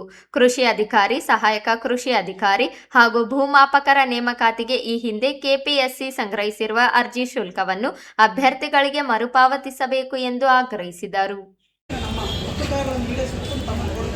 ನಮ್ಮ ಪ್ರಮುಖ ಆಗ್ರಹಗಳು ಕೆಪಿಎಸ್ಸಿಯಲ್ಲಿ ನಾವೆಲ್ಲ ಭ್ರಷ್ಟಾಚಾರದ ಆರೋಪ ಹೊತ್ತು ನ್ಯಾಯಾಲಯ ತನಿಖೆ ನಡೆಸಬೇಕು. ತಪ್ಪಿತಸ್ಥರ ವಿರುದ್ಧ ಕಠಿಣ ಕಾನೂನು ಕ್ರಮ ಜರುಗಿಸಬೇಕು. ವಿಷಯ ತಜ್ಞರನ್ನು ಕೆಪಿಎಸ್ಸಿ ಅಧ್ಯಕ್ಷರ ಮತ್ತು ಸದಸ್ಯರ ಆಯ್ಕೆ ಪ್ರಕ್ರಿಯೆಯನ್ನು ಪರಿಗಣಿಸಬೇಕು. ಕೆಪಿಎಸ್ಸಿ ಎಲ್ಲ ಹಂತದ ಸಿಬ್ಬಂದಿಗಳನ್ನು ನಿಯಮಿತವಾಗಿ ಬದಲಾಯಿಸಬೇಕು. ನೇಮಕಾತಿ ಪ್ರಕ್ರಿಯೆಯನ್ನು ಸಂಪೂರ್ಣ ಪಾರದರ್ಶಕ ಮತ್ತು ಸಮಯಬದ್ಧ ಭ್ರಷ್ಟಾಚಾರ ಮುಕ್ತವಾಗಿ ನಡೆಸಬೇಕು. ಮೀಸುವ ಸಮಿತಿ ಶಿಫಾರಸು ಮಾಡಿದ ಸುಧಾರಣೆಗಳು ಸರ್ಕಾರ ಕೂಡಲೇ ಜಾರಿಗೆ ತರಬೇಕು. ಕೆಪಿಎಸ್ಸಿಯನ್ನು ಜನವಿಶ್ವಾಸ ಗಳಿಸುವ ಸ್ವತಂತ್ರ ಮತ್ತು ಪಾರದರ್ಶಕ ಮತ್ತು ಉತ್ತರದಾಯಿ ಸಂಸ್ಥೆಯನ್ನಾಗಿ ನಿರ್ಮಿಸಬೇಕು. ಕೃಷಿ ಇಲಾಖೆಯ ಕೃಷಿ ಅಧಿಕಾರಿ, ಸಹಾಯಕ ಕೃಷಿ ಅಧಿಕಾರಿ ಮತ್ತು ಕಂದಾಯ ಇಲಾಖೆಯ ಭೂಮಾಪಕರ ನೇಮಕಾತಿ ನಿರ್ವಹಣೆಯನ್ನು ಕೆಪಿಎಸ್ಸಿಯಿಂದ ಕೆಇಗೆ ವಹಿಸಿದೆ. ಅಭ್ಯರ್ಥಿಗಳಿಂದ ಈ ಹುದ್ದೆಗಳಿಗಾಗಿ ಕೆಇ ಕೂಡ ಅರ್ಜಿ ಸಲ್ಲಿಸಿದೆ. ಆದರೆ ಇದಕ್ಕೂ ಮೊದಲು ಅದೇ ಹುದ್ದೆಗಳಿಗಾಗಿ ಕೆಪಿಎಸ್ಸಿ ಸಹ ಅರ್ಜಿ ಸಲ್ಲಿಸಿದ್ದು ಅದನ್ನು ಅಭ್ಯರ್ಥಿಗಳಿಗೆ ಮರುಪಾವತಿ ಮಾಡಬೇಕು. ಕೆಪಿಎಸ್ಸಿಯ ಭ್ರಷ್ಟಾಚಾರಕ್ಕೆ ಧಿಕ್ಕಾರ ಧಿಕ್ಕಾರ ಧಿಕ್ಕಾರ. ಕೆಪಿಎಸ್ಸಿಯನ್ನು ಸ್ವಚ್ಛಗೊಳಿಸಿ ಸ್ವಚ್ಛಗೊಳಿಸಿ ಸ್ವಚ್ಛಗೊಳಿಸಿ ಸ್ವಚ್ಛಗೊಳಿಸಿ. ಉದ್ಯೋಗ ಸಿಗಲೇಬೇಕು ಸಿಗಲೇಬೇಕು. ನಮ್ಮ ಎಐಡಿವೈಒ ಯುವಜನ ಸಂಘಟನೆ ಮತ್ತು ಜೆಎಎಸ್ಸಿ ಜಾಬ್ ಹಾಸ್ಪಿಟಲ್ ಸ್ಟ್ರಗಲ್ ಕಮಿಟಿಯಿಂದ ನಾವು ರಾಜ್ಯದಾದ್ಯಂತ ಹೋರಾಟಕ್ಕೆ ಕರೆ ಕೊಟ್ಟಿದೆ.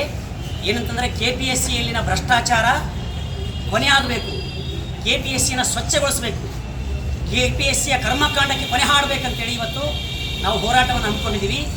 ಇದರ ಮೂಲಕ ನಾವು ಮುಖ್ಯಮಂತ್ರಿಗೆ ಮನವಿ ಪತ್ರ ಕೊಟ್ಟಿದ್ದೀವಿ. ಏನು ಹಲವಾರು ವರ್ಷಗಳಿಂದ KPSCನಲ್ಲಿ ಭ್ರಷ್ಟಾಚಾರ ಬೇರೆ ಬಿಟ್ಟಿದೆ, ಅದು ನಿರ್ಮೂಲನೆ ಆಗಬೇಕು. ಏನು PDO ಎಕ್ಸಾಮ್ಸಲ್ಲಿ ಕ್ವಶನ್ ಪೇಪರ್ ಔಟ್ ಆಗಿದೆ, ಹಾಗೆಯೇ ಹೆಲ್ತ್ ಇನ್ಸ್ಪೆಕ್ಟ್ರಲ್ಲಿ ಏನು ಒಂದು ಲಕ್ಷಾಂತರ ಅವ್ಯವಹಾರ ನಡೆದಿದೆ ಅಂತೇಳಿ ಬಿಟ್ಟು ಪತ್ರಿಕೆಗಳಲ್ಲಿ ಬಂದಿದೆ. ಸ್ವತಃ KPSC ಅಧ್ಯಕ್ಷರು ಕೂಡ ಸುಳ್ಳು ಸರ್ಟಿಫಿಕೇಟ್ ತೊಗೊಂಡು ಅವರ ಮಕ್ಕಳು ನೇಮಕಾತಿ ಮಾಡಿದ ಆರೋಪ ಇವತ್ತು ಬಯಲಿಗೆ ಬಂದಿದೆ. ಎಲ್ಲದರ ಬಗ್ಗೆ ಕ್ರಮ ಆಗಬೇಕು, ನ್ಯಾಯಾಂಗ ತನಿಖೆ ಆಗಬೇಕಂತೇಳಿ ನಾವು ಒತ್ತಾಯ ಮಾಡ್ತಾ ಇದ್ದೀವಿ. ಇದನ್ನು ಸ್ವಚ್ಛಗೊಳಿಸಬೇಕಂದ್ರೆ PC ಹೋಟಾ ಸಮಿತಿಯ ಶಿಫಾರಸುಗಳನ್ನ ಸರ್ಕಾರ ಜಾರಿಗೊಳಿಸಬೇಕಂತೇಳಿ ಈ ಸಂದರ್ಭದಲ್ಲಿ ನಾವು ರಾಜ್ಯ ಸರ್ಕಾರವನ್ನು ಆಗ್ರಹ ಮಾಡ್ತಾ ಇದ್ದೀವಿ. ಈ ಸಂದರ್ಭದಲ್ಲಿ AIDYO ಜಿಲ್ಲಾಧ್ಯಕ್ಷ ಚನ್ನಬಸವ ಜಾನೇಕಲ್, ಜಿಲ್ಲಾ ಕಾರ್ಯದರ್ಶಿ ವಿನೋದ್ ಕುಮಾರ್, ಹೋರಾಟ ಸಮಿತಿ ಸದಸ್ಯರಾದ ಶರಣಬಸವ, ರವಿ ಆಲ್ಕೋಡ್, ಸಣ್ಣಬಸವ, ಸುರೇಶ್ ಅಶೋಕ್ ಕೊರ್ಡಿ, ನೂರ್ ಪಾಷಾ ಸೇರಿದಂತೆ ಹಲವರು ಭಾಗವಹಿಸಿದ್ದರು. ಕೊನೆಯಲ್ಲಿ ಮತ್ತೊಮ್ಮೆ ಹೆಡ್ಲೈನ್ಸ್. ಬಾಲಕರ ಪದವಿ ಪೂರ್ವ ಕಾಲೇಜು ಛತ್ತಿನ ಪದರು ಮುಗುಚಿ ಬಿದ್ದು ತಪ್ಪಿದ ಅನಾಹುತ, ವಿದ್ಯಾರ್ಥಿಗಳಿಂದ ದಿಢೀರ್ ಪ್ರತಿಭಟನೆ.